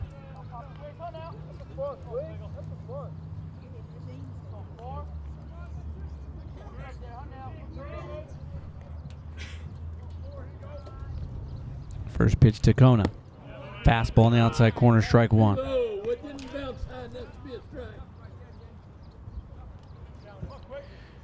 We have seen Pavlica steal 3rd, so they're trying to keep him close out there.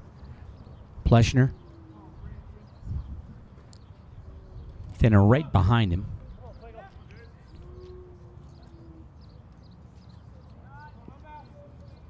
The 0-1. Swing and a miss. 0-2.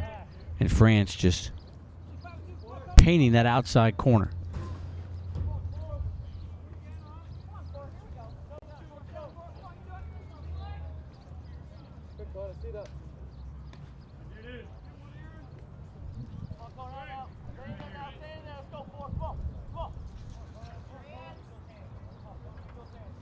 Coip still warming down in the bullpen for San Jose State.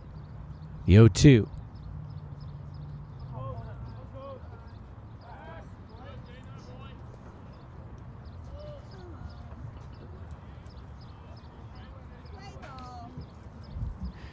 Pavlica causing some trouble. France obviously remembers from the ball game last night the stolen base of second and third by Pavlica after he walked to lead off the third inning.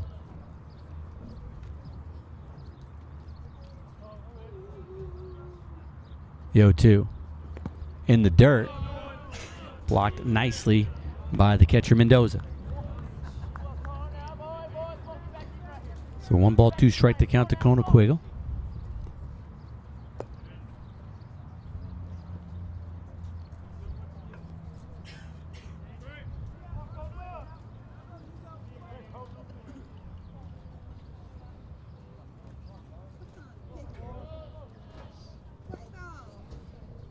Big gap in right center field. Also one down the right field line. The 1-2 from France. They're going to try a pickoff play. Not in time as Pavlica dives back safely. Now France turning around to watch as the shortstop goes through the signs. Pavlica getting his lead off there a second.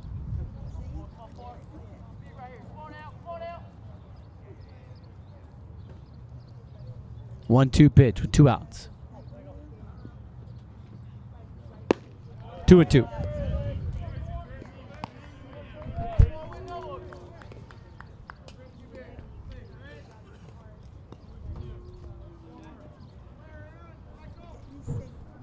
Quiggle in this freshman campaign already 4 multi-hit ball games with the Lopes and 1 multi-RBI ball game.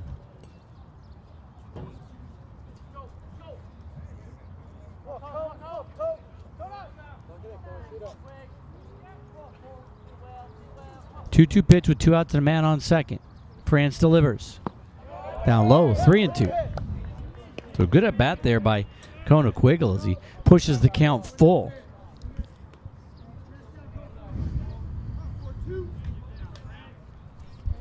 Josh Meyer on deck.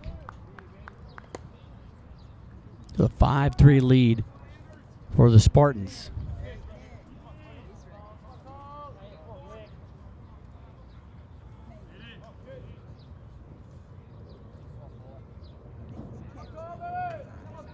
We're going to try a pickoff play again, and Preston dives back safely. Want to keep him close, a base hit. He'll be off and running. Pavlica always thinking to score. Very aggressive base runner, plays aggressive defense out there in center field as well. You ask him about that catch he made up at St. Mary's where he injured his wrist. And I said, did you know you had that ball? You had to run a long way. Did you know you had it off the bat? And he said, well, I think I've got everything off the bat, so I thought I had it. The 3-2. Walked him. Nice at bat by Kona Quiggle. He's pinch hit twice, and he's walked twice in this series. And now Cuba Best going to come up to pinch hit. Pinch hitting for the Lopes. So Andy Stankiewicz following a bit of what he did in the ballgame last night. He had Kona Quiggle pinch hit, then Zach Malice, and then Cuba Best. So Best now going to be your pinch hitter.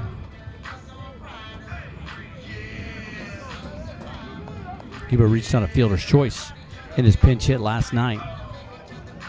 Best, another freshman, hitting .267, no homers and 7 RBI, but he's got all kind of power. Coach Stankiewicz thinking he might catch a little lightning here with Pavlica on second and Quiggle down there on first base. Or you have Best get into one. Ball's been flying here today.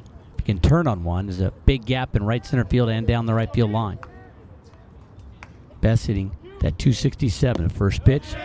Checked his swing. Asked if he went around. He did not. Ball 1.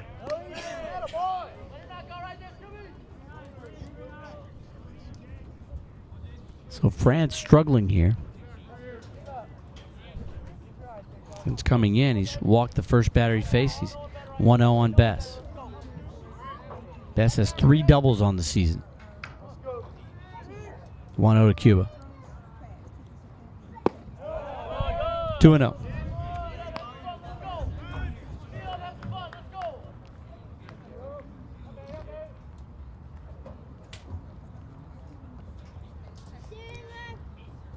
Pleshner having a word, the shortstop coming in, and now the catcher, Mendoza, coming out to have a word. Cuba Bess, the 6'1" freshman out of Fruita, Colorado. Played at Monument High.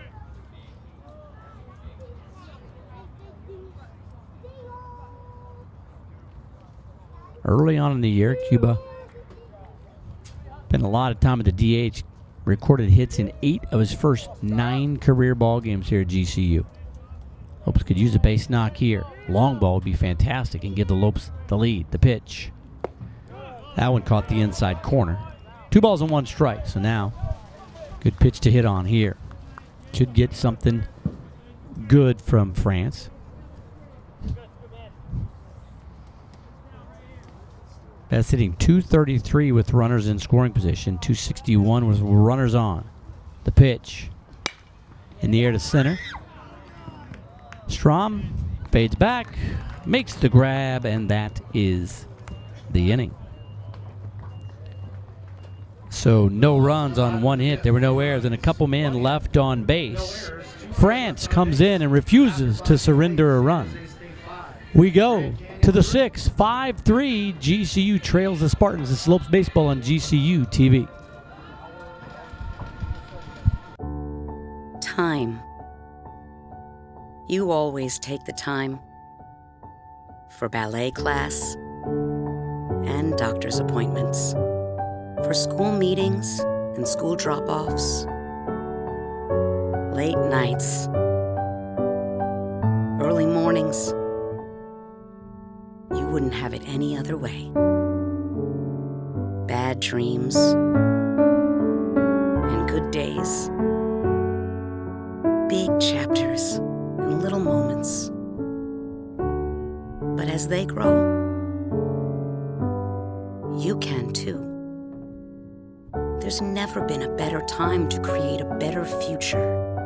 GCU's online degree program puts you first, so you can make the most of your time. Find your purpose at Grand Canyon University.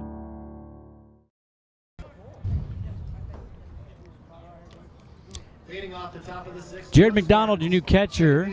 Cuba Best came in to pinch hit for Josh Meyer, so McDonald will remain or come into the ballgame behind home plate. Zach McLeod to face 8-9-1. Davidson, Breen, and Strom.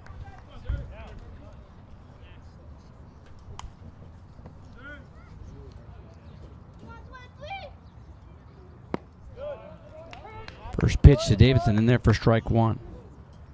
Davidson singled and scored in the 3rd, doubled and scored in the 4th.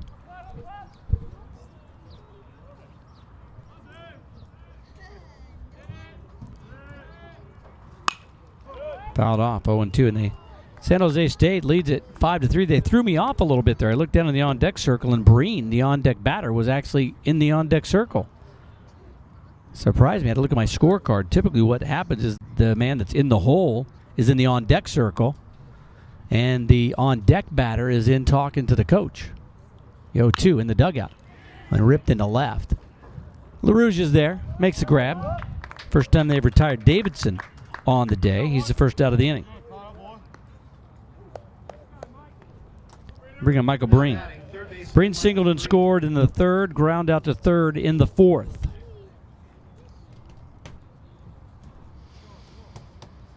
Now this game feeling eerily similar to the ball game last night, where the Lopes got out early, but San Jose State reeled him in, passed him, and just kept adding to the score.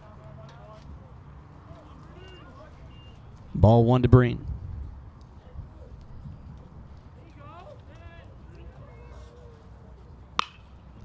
A flare, Mumper jumps, makes the grab. Nice play by Mark Mumper to save a base knock. Just kind of jammed him and didn't get a lot on it, but flared it out there. Mumper timed it right, made the jump, showed off the vertical, and got the grab. Top of the order, Kellen Strom.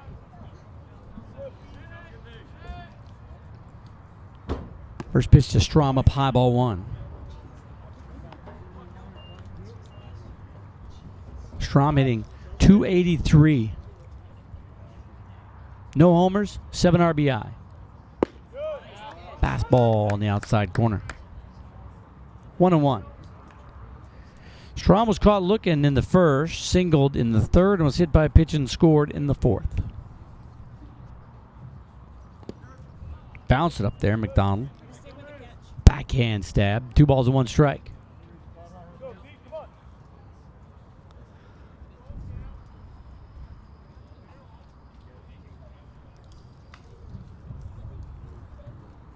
With a 2-1 hits him again. Now he's down. He's going to hop up. Second time he's been hit by a pitch.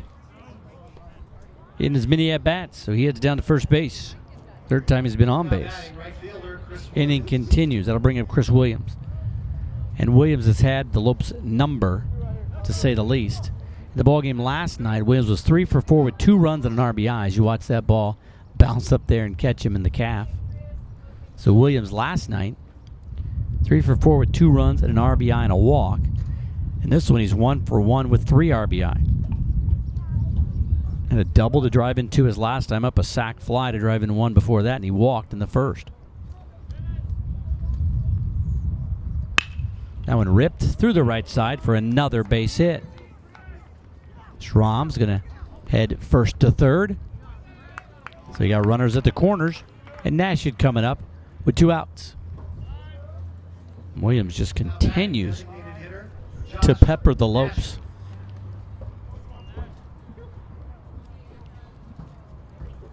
Action in the bullpen now down there for GCU. Got a righty throwing.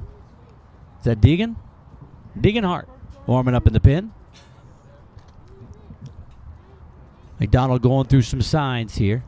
See if they want to do with runners at first and third, and Nashid at the plate. Nashid, the junior DH, walked his first time up, singled in the third, and ground out to Mumper at short to end the fourth. Could take that again. A ground ball to Mumper. McLeod's first pitch, up high, ball 1.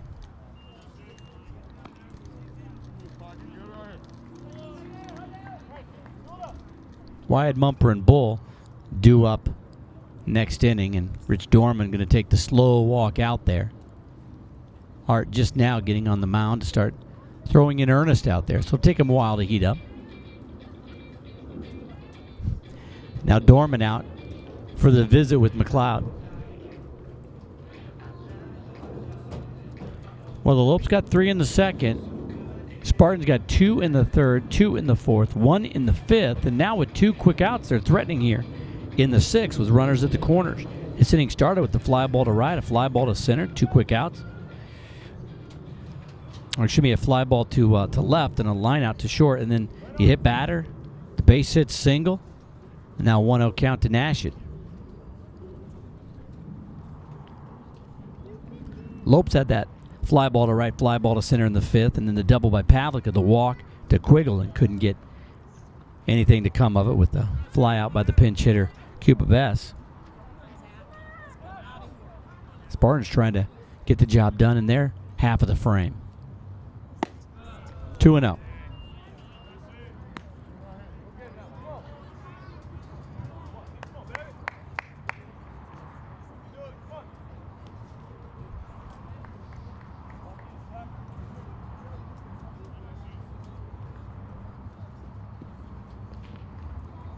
The 2-0 pitch, fouled off. Count goes to 2 balls and 1 strike on Nashid. Nashid hitting .278, 1 homer, 11 RBI on the year.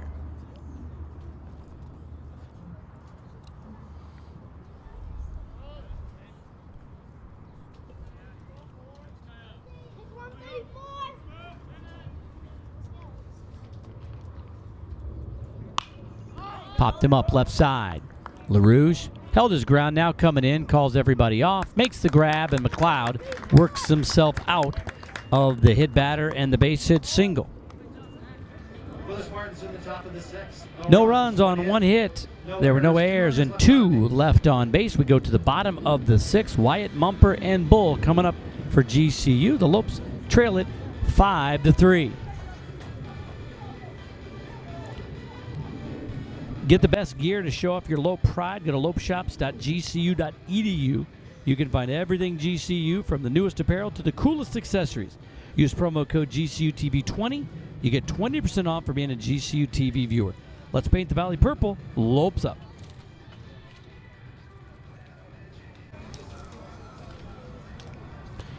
Jaden France back on the bump for his first full inning of work. He came on in relief in the 5th, coming behind Zanger, and walked the first man, Quiggle, he faced, the pinch hitter, and then got the second pinch hitter he faced, Cuba Best, to fly out to center field. So it'll be Wyatt, Mumper, and Bull due up unless we get a pinch hitter. Kind of doubt we would here in this one. GCU heading out to Orem, Utah to play Utah Valley. Their final 3 games in Western Athletic Conference play this year have a 2.5 game lead over New Mexico State. But don't forget, folks, Mexico State's got those 3 extra games in their back pocket. So if they sweep, they could pick up a game and a half just on their own. And they're at Chicago State, who actually hasn't been a pushover, and then at home against Bakersfield, and Baker's been playing well of late too. So Lopes looking for a combination of 2 to guarantee themselves a co-championship, no worse than that, and any combination of 3 wins or losses to give themselves the outright championship. First pitch to Ty. Chopper over the third baseman's head into left field for a base hit. Wyatt a big turn at first, leadoff man aboard. Ty had the 2-run homer in the second. Now the leadoff man aboard for the Lopes. Gonna bring up Mumper. Lopes trail it 5-3. Mumper reached on an error by the catcher and then doubled in the 4th.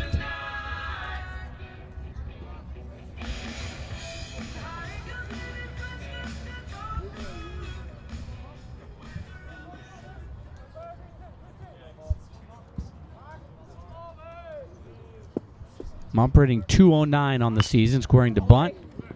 Wants it back to France. He's going to go to first for the out. Runner moves into scoring position. Top of the order coming up. So Mumper, the sack bunt. Now batting, second baseman, Austin Bull. Gonna bring it up Bull. Austin 1 for 3. Ground out to short, singled, and ground out to second. Hitting from the left side.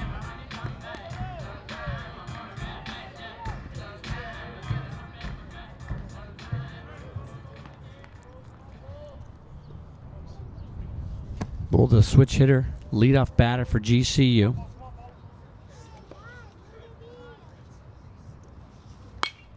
Fouls it off. Boy, that one snuck through the netting and the overhang and rattled around down there in the front row.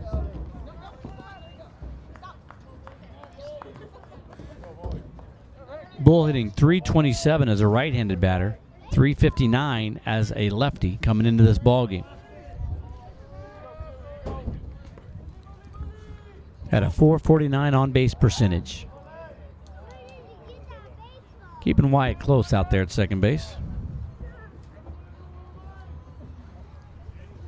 Now Plushner having a word with Jaden France. Coip's still down there, and looks also like he's got company, another lefty down there warming up.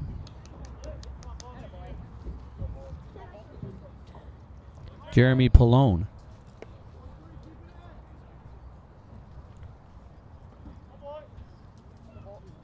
The 0-1. France taking a long time. Now he's ready. The pitch. Way outside, 1-1.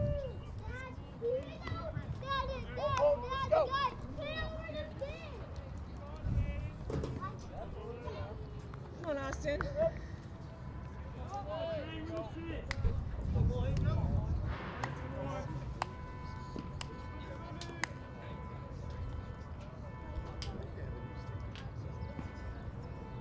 The 1-1. Shot up the middle. That one's going to get down. But Stankiewicz is going to hold up Ty Wyatt. The throw is going to come in and be cut off. by a leaping Shane Timmons. Runners at the corners with one out, and LaRouge at the plate. Well, Coach Stankiewicz tried to test the arms in the outfield early in the ball game, and Mumper was thrown out at home in a play that looked like he made it in safely, but the call was that he was out. So the base hit single by Bull, his second base hit of the ball game, and Wyatt now 90 feet away.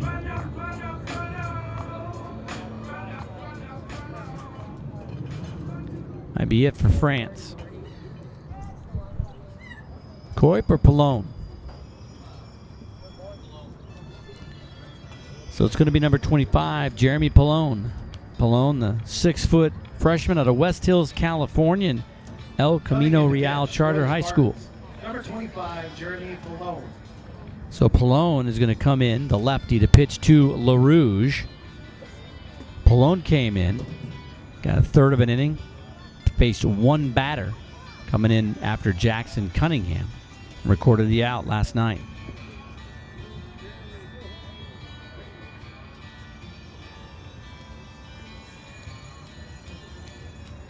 And one batter he faced was Tom LaRouge back in the 6th inning. Got him to pop out in foul territory to himself. The pitcher coming all the way over toward the dugout and making the catch.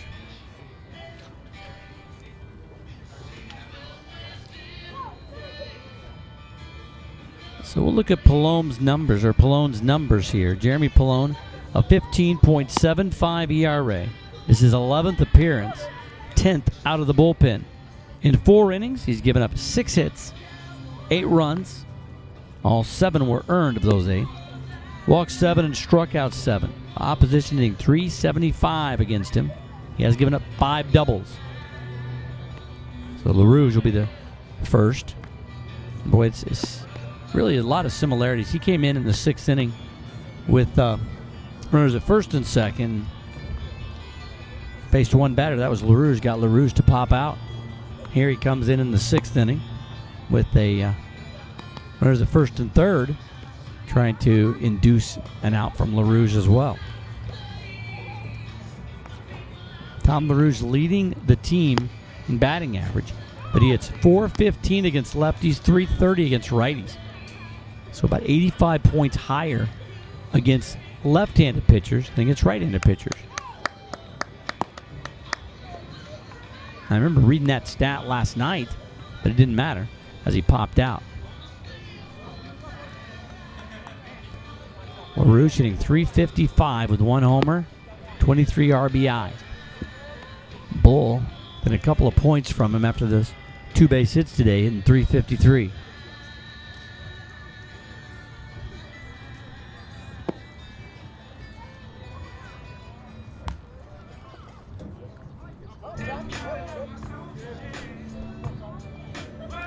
Bordas heading back down to first base. Pallone ready to go here.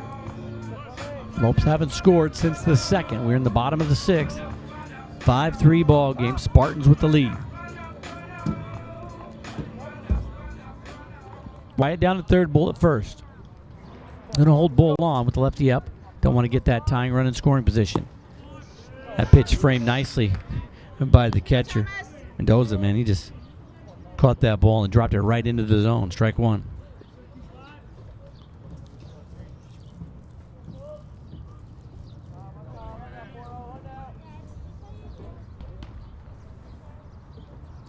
The 0-1 way outside. Mendoza has to hop out of his crouch to grab it. 1 ball and 1 strike now to LaRouge.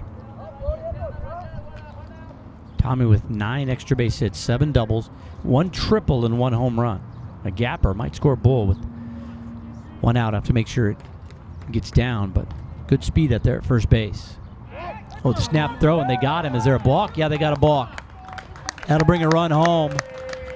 Bordas over there at first base very quickly pointed, and the third base umpire, who was right behind the mound, John Flanagan, called it very quickly as well. Now Hawkins is going to come out and talk to the home plate umpire, but a run comes across. It's 5-4, and the tying run's in scoring position.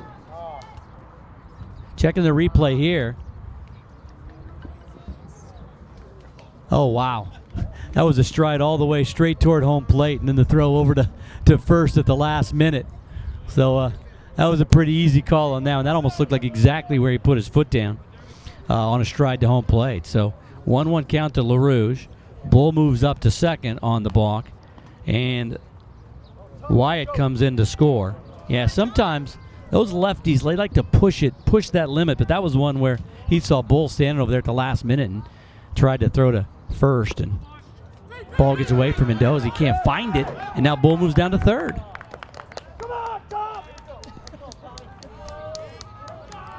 So the balk, the wild pitch, and now they got to try to calm down their pitcher on the mound.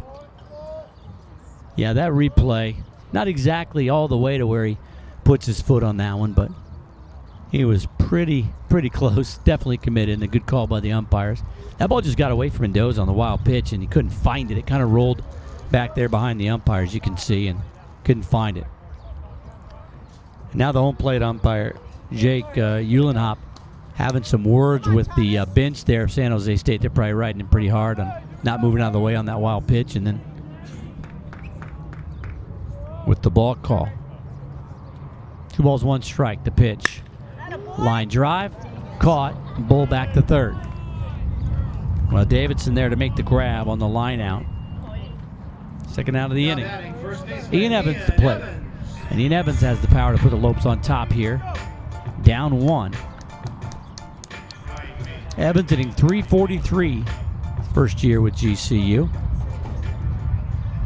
5 homers, 43 RBI, and he will face a different pitcher.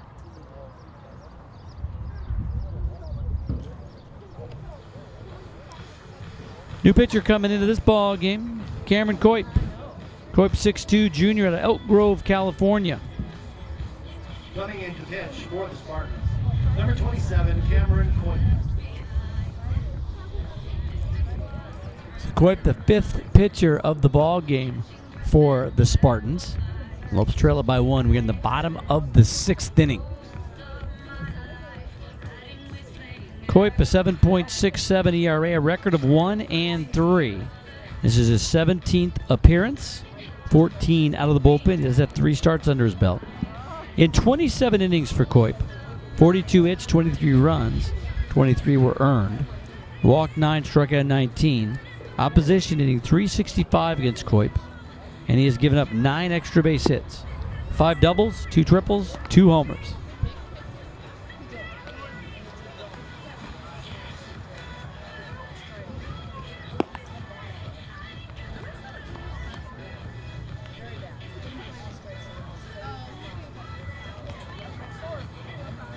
Coip on is the 5th pitcher of the ball game for San Jose State. Lopes finally gets some runs on the board. After scoring 3 in the 2nd, they get 1 on the board in the 6th. Still trailing by 1. Ball game last night took Lopes all the way to the 8th inning to get another run on the board.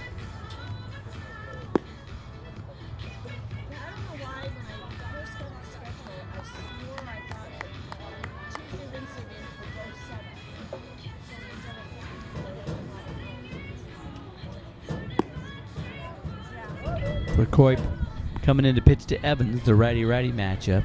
Ian, a walk his first time up, a ground out to second, and a fly out to right. Evans last night was 2 for 5 with a couple of RBI. Hit a double to drive in Bull and LaRouge in the 2nd inning of the ball game yesterday.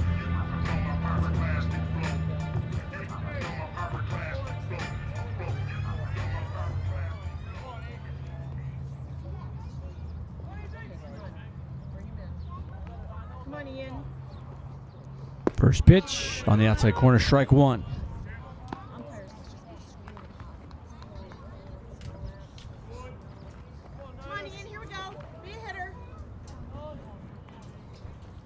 So Pallone came in to get the 1 man. He did that again, 2nd time in 2 days. He's gotten his man. That one hit pretty well. He's away, coming over the dive. Catch can't be made in left field by Stefanski.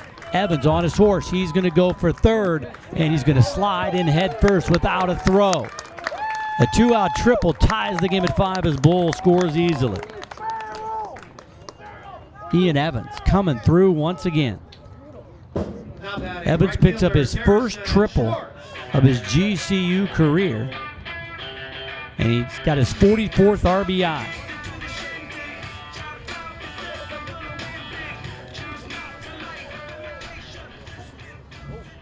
Well, Stefanski went for the dive and couldn't come up with it. The run was going to score if he didn't catch it anyway. So Bull comes in, makes it a 5-5 ball game. Gary Schwartz at the plate. Garrison hitting .298, 7 home runs. He's got 44 RBI. Right now, he and Evans tied for the lead. Nobody else on the team with more than 20 except Tom LaRouge with 23. 1-1 count to Garrison Schwartz. Gary doubled in the third. Flew out to center in the first and the fifth. And then there for a strike. 1 ball and 2 strikes to count to Garrison Schwartz now.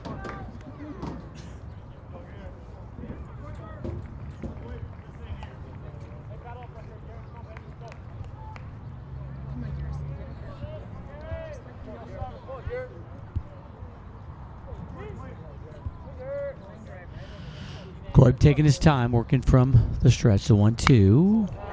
Foul back and out of play by Garrison Schwartz.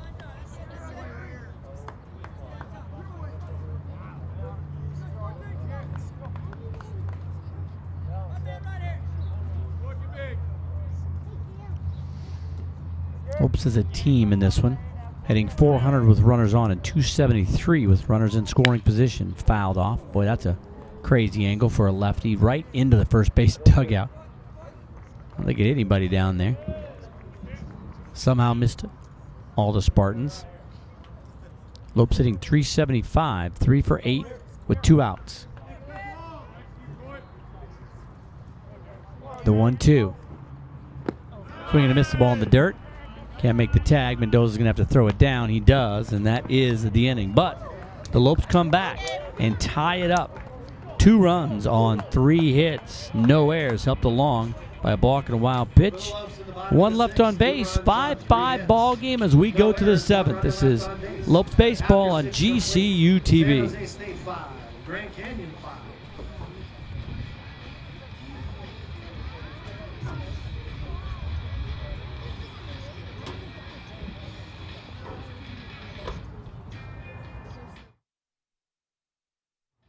I'm Bethany. I'm a junior at GCU, studying Christian studies with a minor in psychology.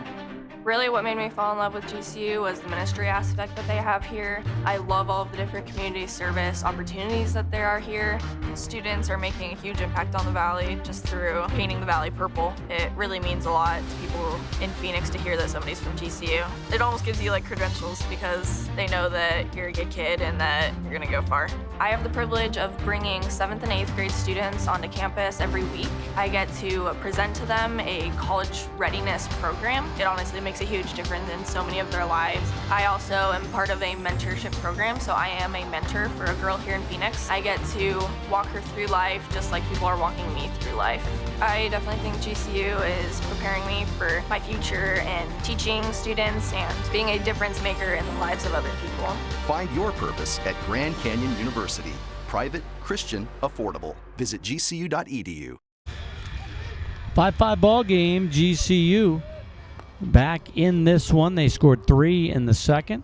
Leading off the top of the 7th. San Jose State got 2 in the third, 2 in the fourth, 1 in the fifth. Lopes answered with 2 in the sixth. Degenhart on the mound in relief of Zach McLeod. Degenhart, number 26, the big 6'3", 215-pounder out of Glendale, Arizona. Sandra Day O'Connor in Yavapai College. Hart's struggled a bit this year. 9.89 ERA, a record of 0-7 on the year. Inside with the fastball, ball 1. This is his 15th appearance, 10 out of the bullpen after getting 5 starts. In 33 and 2/3, he's given up 44 hits, 42 runs, 37 of those earned. Walked 19 and struck out 28. Opposition hitting .319 against him. Has given up 4 home runs. I went in there for a strike, 1-1 the count to Timmons, and Timmons leads his team with 9 home runs. Lopes double digit in base hits. The 1-1. In there for a strike on the inside corner.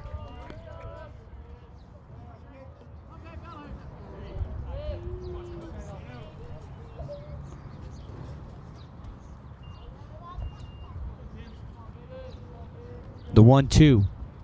Hart working out of the stretch. Little flare into center, coming in. Pavlica with the dive, makes the grab.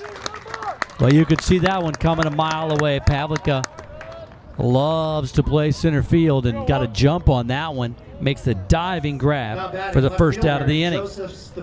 And Deegan needs a couple things to break his way. Maybe that'll get things jump-started for him. What a play by Pavlica. Had it read all the way and makes the grab. Joseph Stefanki started at catcher, moved out to left field. Stefanki a fly out to right. A couple of walks. Strike one.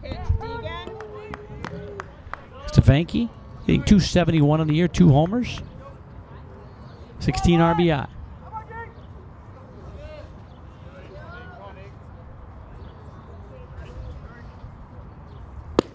Strike 2.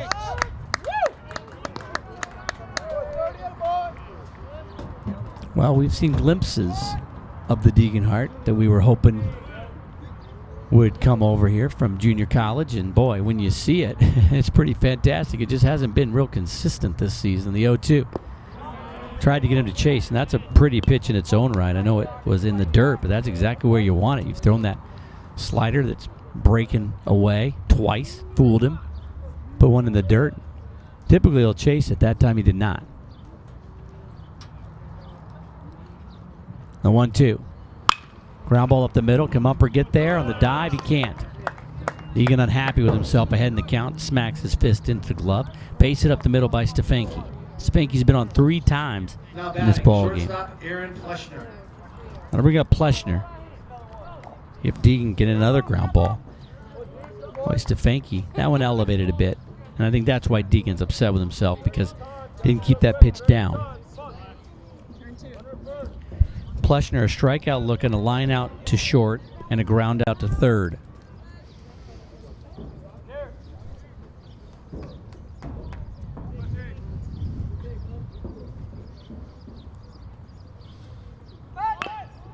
The bunt, drop down. That's going to be a tough play. Wyatt, the bare hand, the throw. They got him.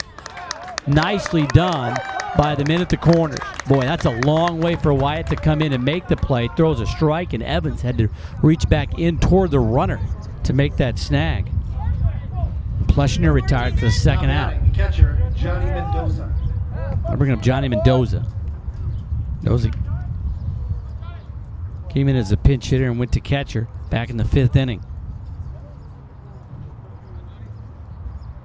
So a couple of stellar defensive plays in this one, this inning. The dive by Pavlica and then the nice play on the bunt. You see Wyatt having to come in a long way, make that throw. First pitch inside, strike on the inside corner. Well, Deegan looks much better in this outing than he did last time we saw him on Friday night. He's a lot more confident in his pitches.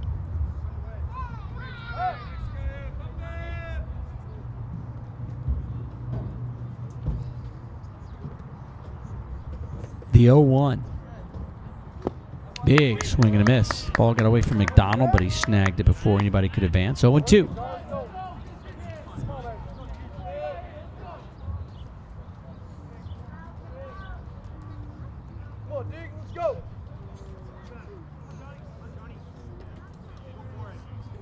Mendoza hitting .290 on the year. No homers. Does have 8 RBI. The 0-2. Check of the runner. Here it comes. Oh, chopper to third. Wyatt gloves it, throws on the run. That's the inning. So Hart gets a great play by his center fielder Pavlica. The base hit single up the middle. A nice play by Wyatt, and then the easy ground ball to third. So no runs on 1 hit, no errors. A man left, and that man was Stefanki out at second. Stretch time here at Brazil. We go to the bottom of the 7th, 5-5 ball game.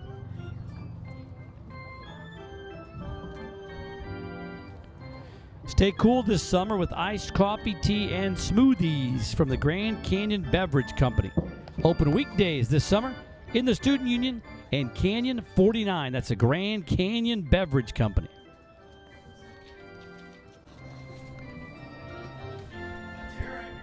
Five ball game.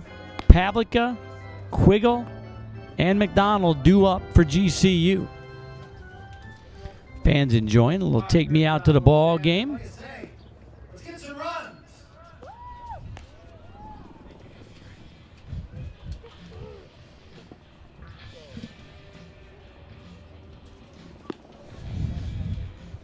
Coit back out there on the hill. Came in relief and gave up the triple to Evans, but then got the strikeout of Schwartz.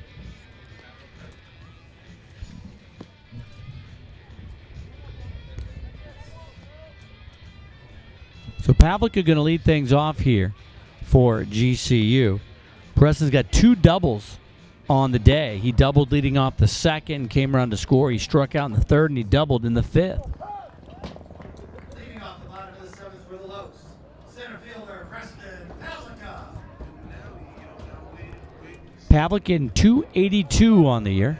2 homers, 15 RBI. Good to see Deegan Hart come in and get the job done there in the top of the 7th. Outside ball 1. Hart, the 4th pitcher of the ball game. Hanson hit 2 2/3, gave up 4 hits and 2 earned runs, walked 2 and struck out 2. Through 53 pitches. Coip's pitch. Outside 2-0. Sieglitz relieved him, went 1 1/3. Gave up 2 hits, 2 runs. They were both earned. McLeod relieved Sieglitz, pitched 2 innings, gave up 2 hits and a run, an earned run. Fouled back, 2 balls and 1 strike. And now Hart comes in. He's thrown 1 inning, giving up a base hit, but no runs.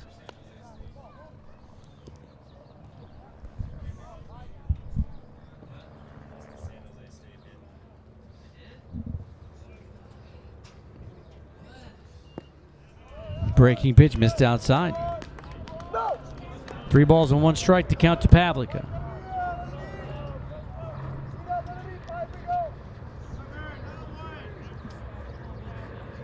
Pitch from Coip.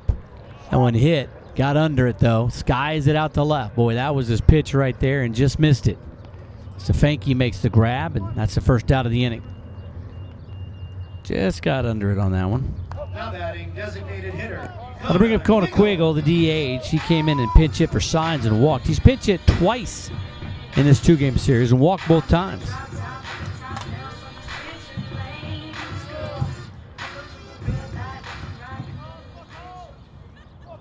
Quiggle hitting from the left side, the switch hitter. Pitch, ground ball right side. Under the glove of the second baseman Davidson into right field.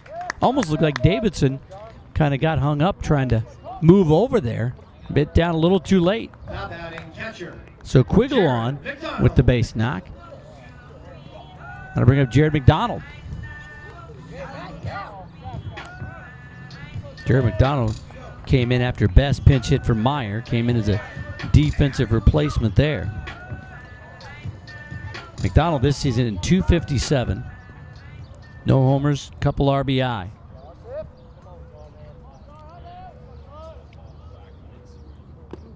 Now one hits him. And they're going to make him stay right here. And oh, yeah, Coach Stankiewicz has to argue that one. Boy, I hate this call. They absolutely loathe it. These umpires just interject themselves in the game in the dumbest times. I mean, good grief. I mean, the one last night, Meyer might have leaned over. This one, he's just standing there. The ball hit him. If you can't throw it over the plate, you take your base. Coach Stankiewicz having his say. And Andy doesn't argue much. He didn't argue the one with Meyer last night at all. But, you know, the truth is, talking to some of the players last night, they said Kevin Doherty is known for that. Like they said, I guarantee you Kevin Doherty is going to make a guy stay at the plate on a ball that hits him at some point. And it happened to be Meyer last night. So some of these umpires come into this game knowing they're going to make that call. And it's their right if a guy leans out over the plate, but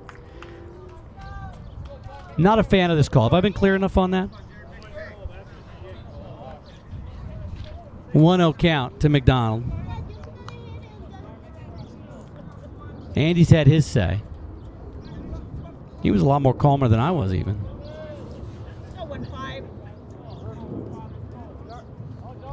Have we had an announcer get run yet? Usually happens in basketball because you're right on the bench and they can actually hear what you say. That one misses outside 2-0. I believe we have had some announcers get run in basketball.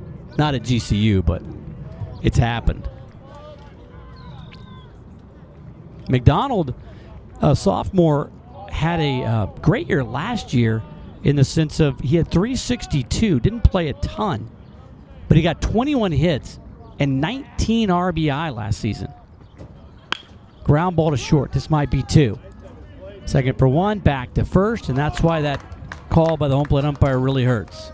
6-4-3, and that is the inning.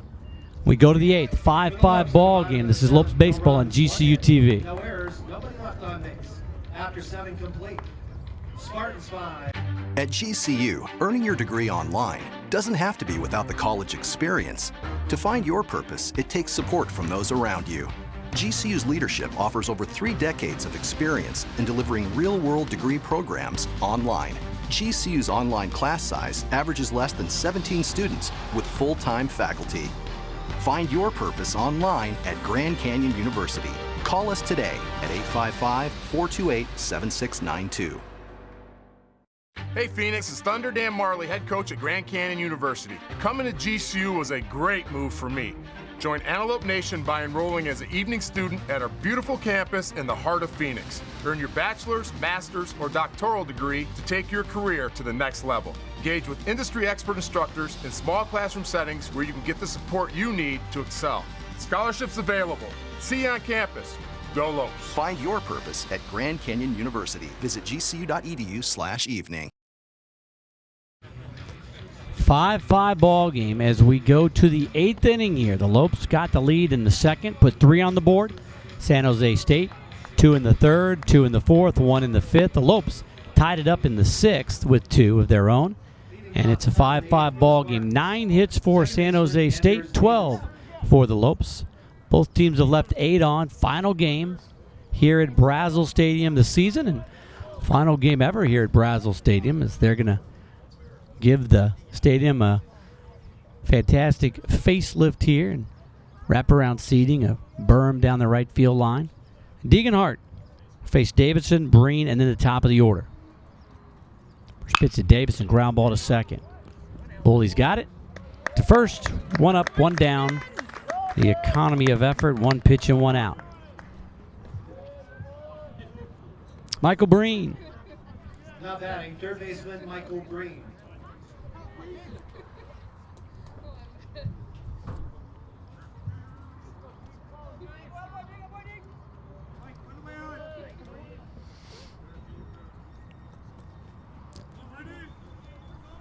Michael Breen played second base in the ballgame yesterday, third base here today. Singled and scored his first time up. Hasn't been on base since. Pitch inside, ball 1. Had to ground out to third in the 4th inning, a line out to short in the 6th inning. Breen hitting .206. No homers, 17 RBI. Inside, almost hit him. 2-0.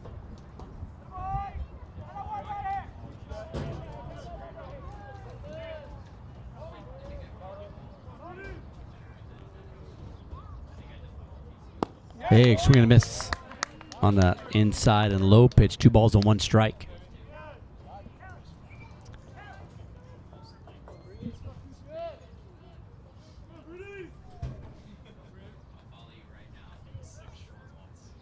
The 2-1. Chop foul. 2-2. Breen in the ball game yesterday. As I mentioned, hit 9th, but played second. Went 0 for 4 in that one. Got his first base hit of the series in the first at bat in the 3rd inning. 2-2.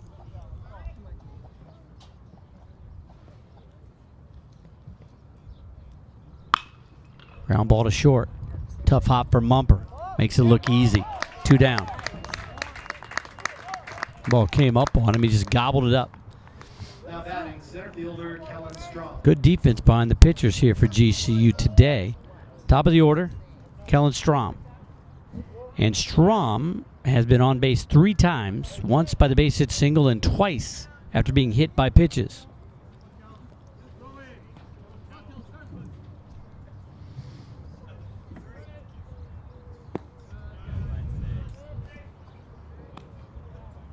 One 1-0 to Strom.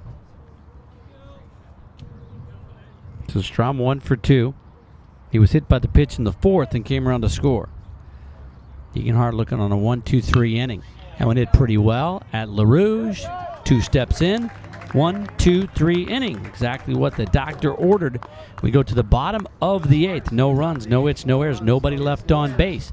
5-5 ball game. 8-9-1 coming up for the Lopes.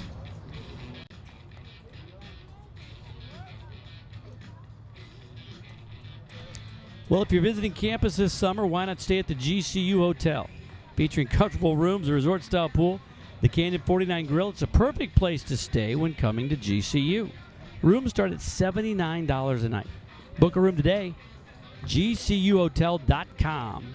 That's gcuhotel.com. Hotel guests receive a discount on tee times at the GCU Golf Course.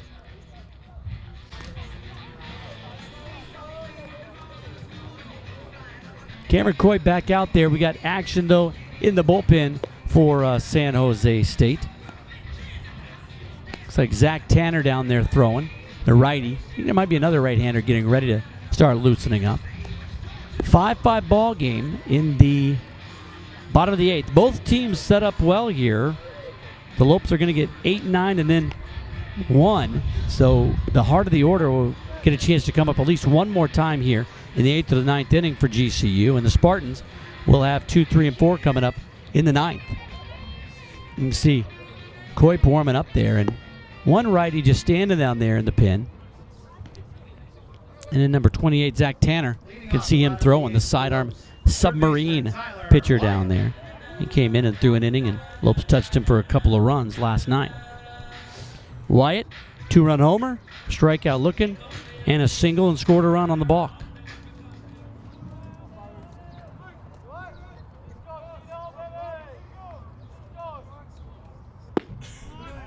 Pitch missed the outside corner, ball 1.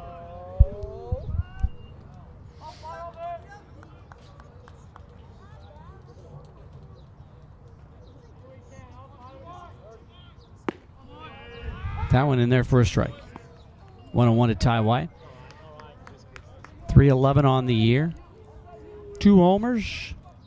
16 RBI. The 1-1. On a big breaking pitch, 1-2.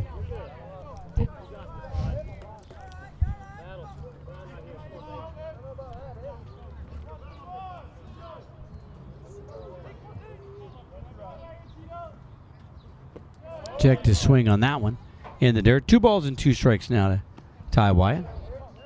Playing third base in this one today. We've seen him in left field quite a bit this year. Seen him on the mound this year and last year. The 2-2. 3-2. Lopes trying to get their leadoff man aboard here in the 8th. Get a run across and finish this one out and get the victory before they head out to Orem, Utah. Little squib shot to second. Davidson makes the grab for the out.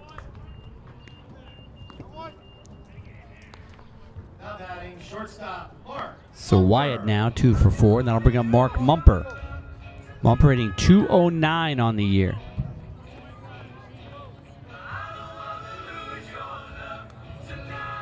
His walk-up music, the outfield off their Play Deep album, recently voted the top walk-up music of all the Lopes this season. The entire whack? Why not? The entire whack. 0-1 to Mumper. Was it an unofficial poll? Just missed 1-1. An unofficial expert poll of 1 deemed that the best walk-up music. Mumper reached on a error by the catcher in the 2nd, doubled in the 4th, and had a sac bunt in the 6th. Trying to get aboard to the left side. Off the glove, kicks it. He's going to be aboard.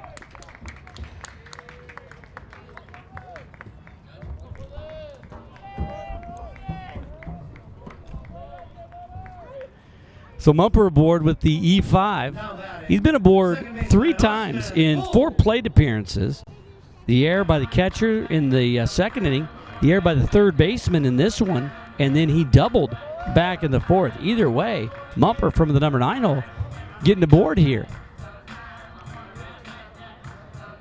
So Bull at the plate now. Lopes, the go-ahead run on base. We'll see what they do here with one out. Pitch. Down low, ball one. Well, Bull's the guy you want up. Bull and LaRouge have been really setting the table. A chance here to put a lot of pressure on Coip and the San Jose State Spartans.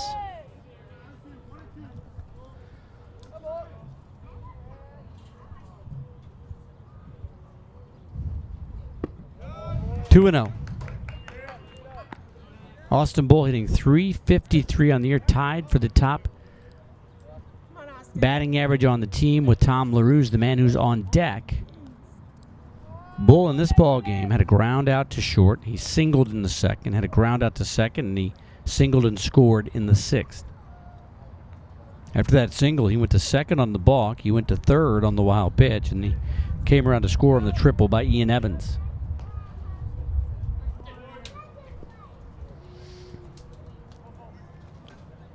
Lopes trying to get this victory and go to 25-23 before heading out on the road. Final 6 games away from Brazil. 2-0.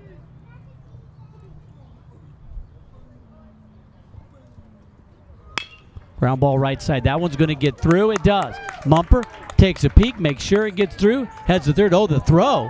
Rainbow shot. Bull's going to try to get to second. I think they got him. They did. So Bull pushing his luck a bit there. That throw by Williams got a lot of air under it. But Breen very alertly snagged it and threw out Bull, trying to stretch a single into that double or actually advance on that throw. You see Mumper go to third and the throw down just in time to get Bull the tag on the hip, and that's the second out of the inning. So instead of runners at the corners, with one out, you've got 2 outs and a man on third, and that's going to do it for Cameron Coip, I believe. So the base hit single. And thrown out, trying to go to second on the throw. New pitcher into the ball game. Maybe number 31. Is that right? Are they switching numbers? Graham Gomez? Guy who started yesterday? So Graham Gomez got the start yesterday, coming on in relief here today. Gomez, you look at his numbers from yesterday, went 1 2/3, gave up 3 hits, 5 earned runs, walked 1, and faced 11 batters. So let's just take a gander here. LaRouge yesterday against Graham Gomez. He got a base hit single and stole the base, then was hit by a pitch and came around to score on the double by Evans. He was the last batter that Gomez faced in the ball game last night, and he will be the first batter that Gomez faces in the ball game here today.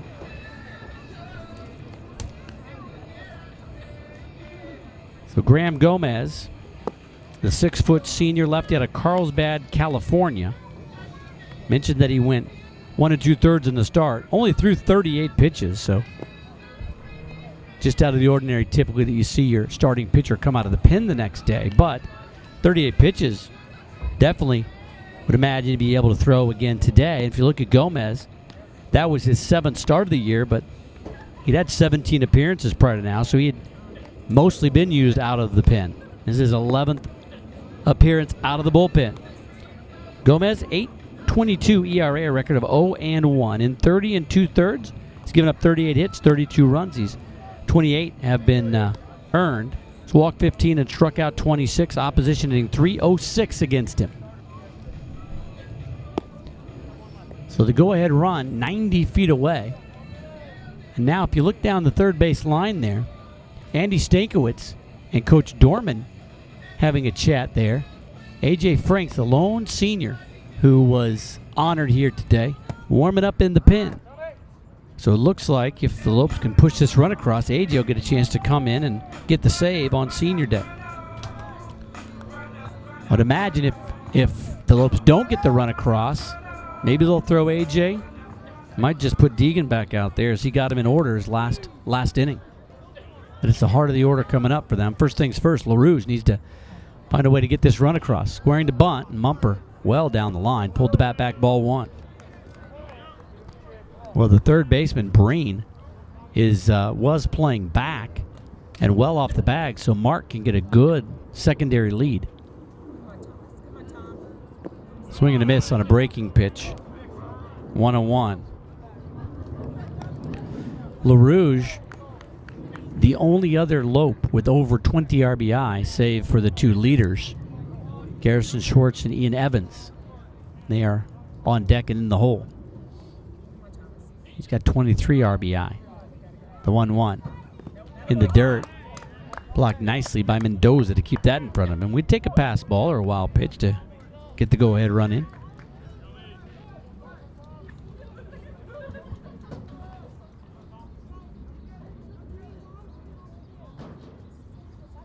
Two 2-1 pitch.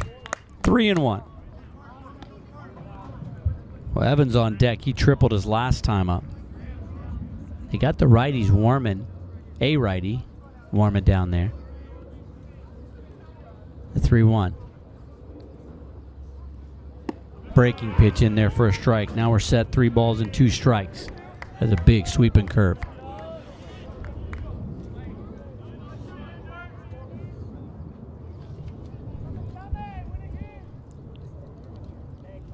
Payoff pitch.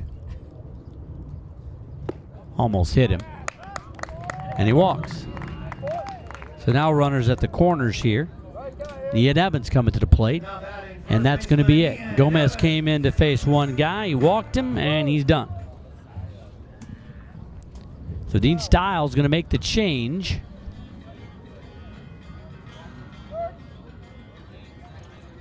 It's going to be Zach Tanner, number 28, the 6'4" senior out of Bakersfield, California, and Bakersfield College.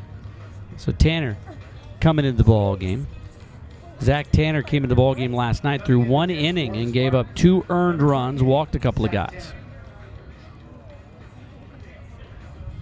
So Tanner came in and threw that 8th inning. See if he faced Evans. He did. Evans hit that fly ball to right that was misplayed out there by the right fielder Williams. Went as a E9. That's a only at bat that Evans has had against Tanner. Take a look at Zach Tanner's numbers here for you. 5.27 ERA, a record of 0-2. This is his 26th appearance. In 27 of the 30, he's getting up 29 hits, 18 runs, 16 earned, walked 14, and struck out 6. Opposition hitting .282 against him.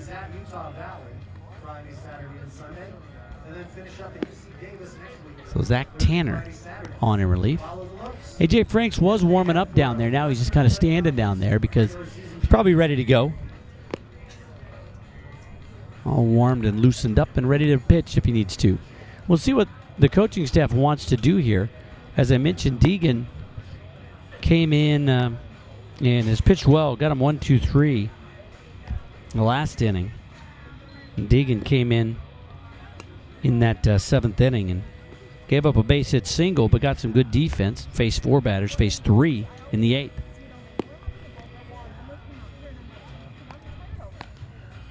LaRouge at first, Mumper at third. 5-5 ball game. So a submariner of their own, San Jose State's going to bring in Tanner here. Levin's having a fantastic first year at GCU, hitting .347. 5 homers, 2 behind Garrison Schwartz for the team lead, and 44 RBI, tied with Gary for the team lead. Today, a walk, a ground out, a fly out, and a triple to drive in a run.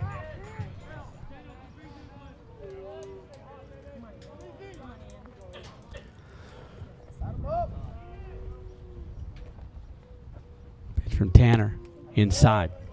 Ball 1. Garrison Schwartz on deck.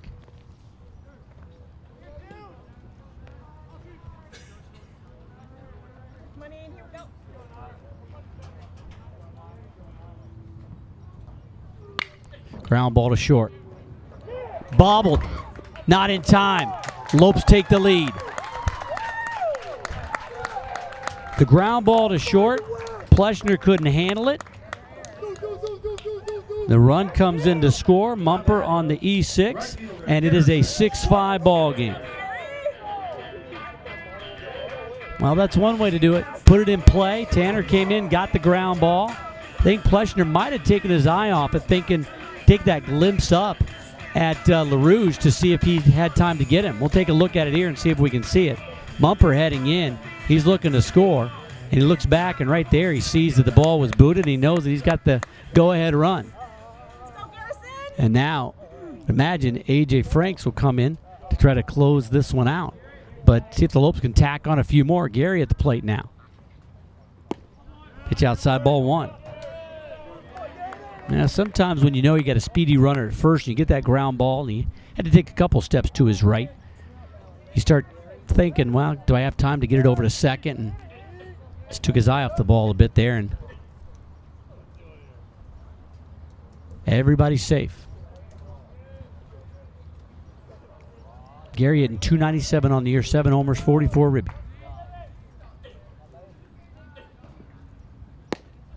That one caught the outside corner, 1-1.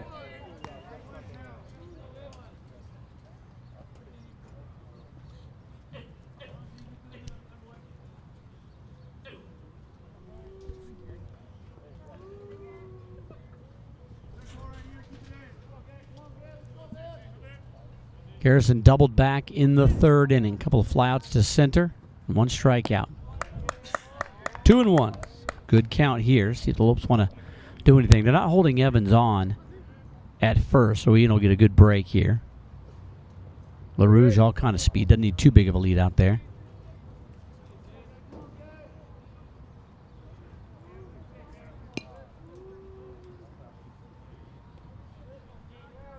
Two 2-1 pitch. Ground ball up the middle. Under the glove, off the glove of Pleshner. LaRouge is going to come around to score. He didn't break stride, and it's 7-5 GCU.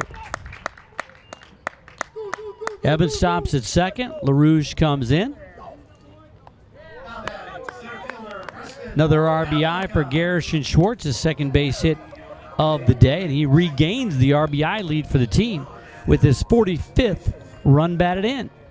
And now if you're Zach Tanner, you're thinking, man, what I got to do? I've been getting ground balls. That one, a much tougher play for the shortstop Pleshner as he's going all the way behind the bag. But it's the one before that he should have gotten and either gotten a lead man, LaRouge, or fired it over to first to get the out. So Pavlik a chance to blow it open here. Lopes up by 2, 7-5.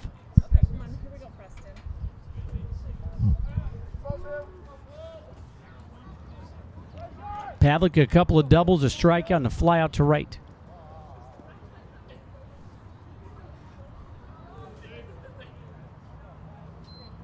Preston hitting .278, 10 doubles on the year.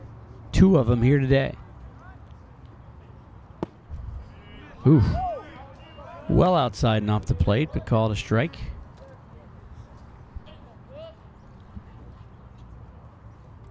Going to Quiggle on deck for the Lopes. Gary not being held on. Evans down there at second. Not as worried about keeping him close, although Davidson is keeping an eye on him. The 0-1. Shot through the right side under the dive. They're going to bring Evans around to score. The throw is going to come to the plate. It's going to get all the way through. Not in time. Third run of the inning, 8-5 Lopes.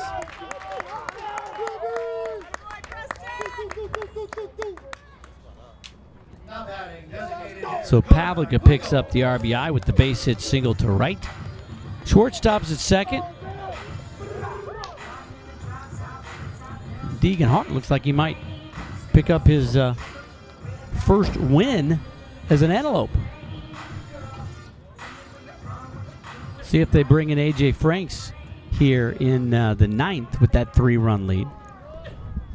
That's going to be it. Another pitching change. Tanner is done. Well, Tanner can look back and say, yeah, the last couple were sharply hit ground balls, but that ground ball to short should have been the inning off the bat of Evans. Coming in to pitch for the Spartans, number 14, Eric Anderson. Eric Anderson, 5'11 junior out of Squaw Valley, California, and Sanger High. Anderson threw a third of an inning yesterday. Came on and gave up a double to Evans that scored 2 runs charged to Graham Gomez. Brought in Bull and LaRuse, and he struck out Garrison Schwartz. Take a look at Anderson's numbers here. Eric Anderson, 7.71 ERA. This is his 11th appearance. In 7 innings, 13 hits, 6 runs, all 6 earned. He's walked 5 and struck out 7. Opponents hitting .394 against him.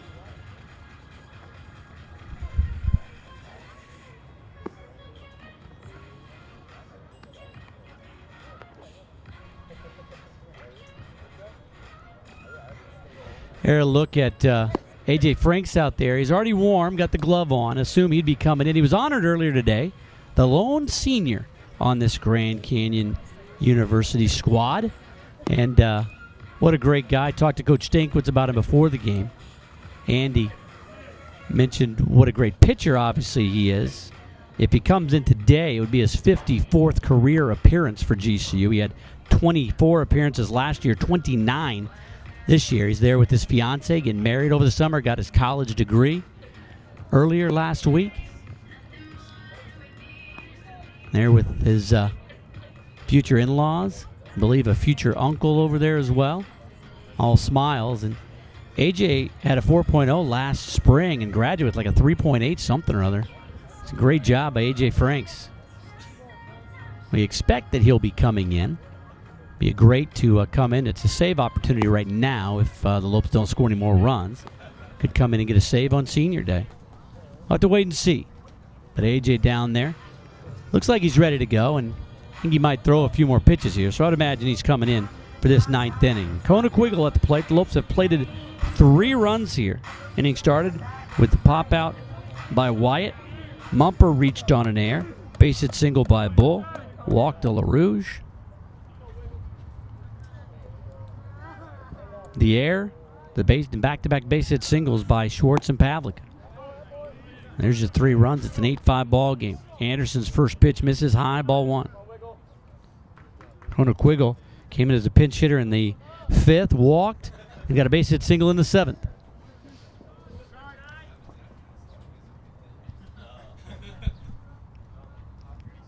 The 1-0. Fouled back our direction.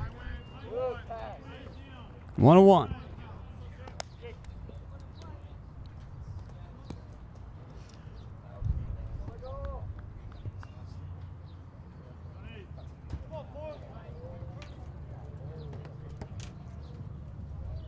Kona hitting .253 on the season, no homers, 6 RBI.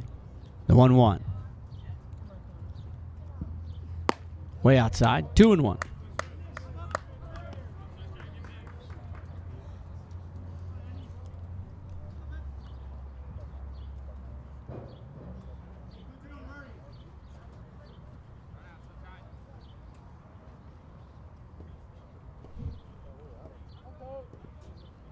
The 2-1.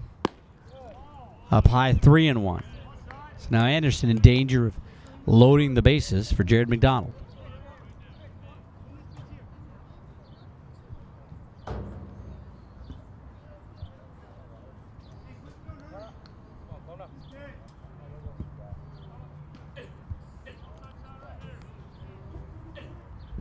The 3-1 pitch. Shot to short. Off of the glove. Gonna have to go to first.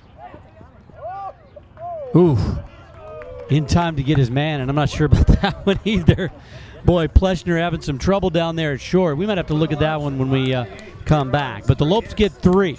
Lead at 8-5 as we go to the 9th. This is Lopes Baseball on GCU TV.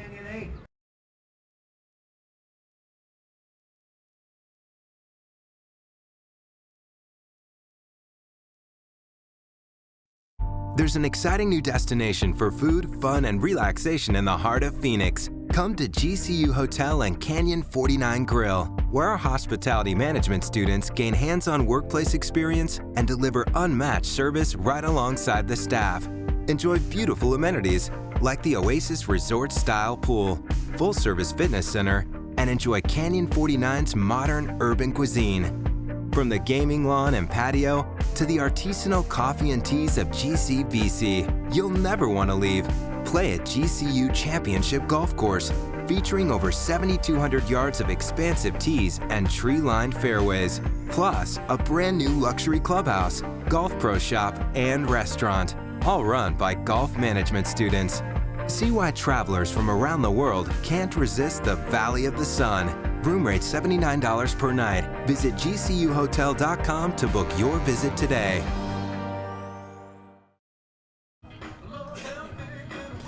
Well, a bang-bang play at first to end the 8th inning. Quiggle laced it to short. Pleshner having a lot of trouble down there at short. We want to take a look at it one more time. The throw. He did beat him. That was a good call. Took him forever to make it, but it was a good call. So I apologize to Lalo Mendoza and his entire Mendoza clan on that one. He got that one right. Just took him a while to make sure of it. We go to the 9th. 8-5.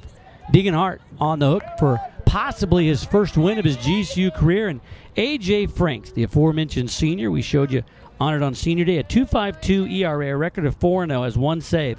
In 50 innings, A.J., 46 hits, 20 runs, 14 earned. He's walked 7 and struck out 29. Still a 0.00 ERA in the whack. First pitch misses outside. He'll go through the murderer's row of the lineup here. Chris Williams, Josh Nashid, and Shane Timmons. And Williams has been so tough for Lopes pitchers to get out.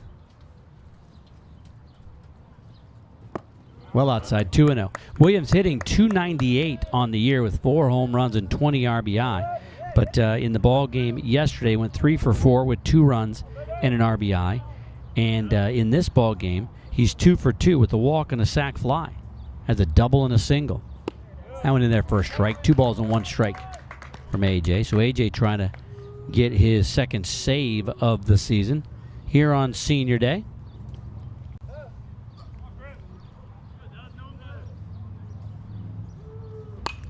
That one fouled back right over toward the dugout there. 2-2.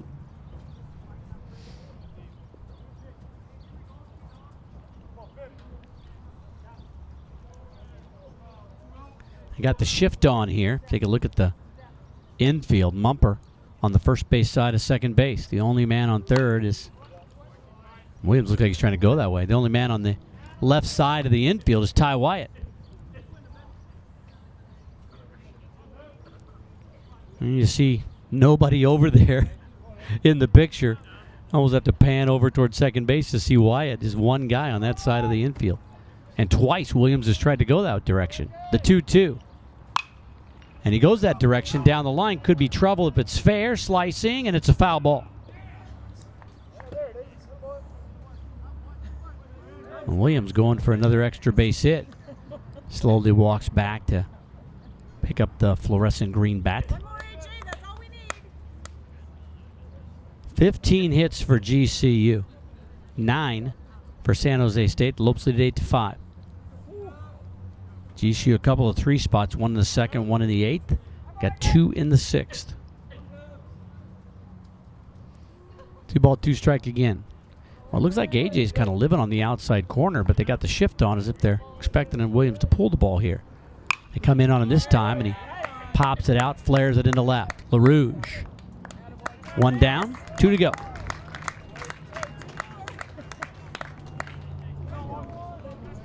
So they finally retire Williams in this game. He was 2 for 2 with the walk and a sac fly, and in the game yesterday he was 3 for 4. Bring up Josh Nashid.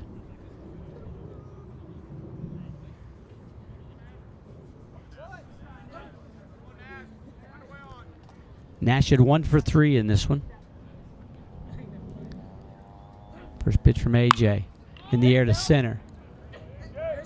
Ranging back. Pavlica with the grab. 2 up, 2 down. Lopes 1 away from picking up their 25th victory of the season. First baseman Shane Timmons. Give themselves a chance to finish with 31 wins with 6 games left. Timmons at the plate. Timmons had the 6-4-3 double play ground into in the first, ground out to Mumper in the 3rd, hit the solo homer in the 5th, and then a line drive into center and a great play by Pavlica with the diving catch. 0-1 the count. For AJ, it's his 30th appearance on the season. The 0-1. Thought it was going to be 0-2. It's 1-1. That was right there. Stay right.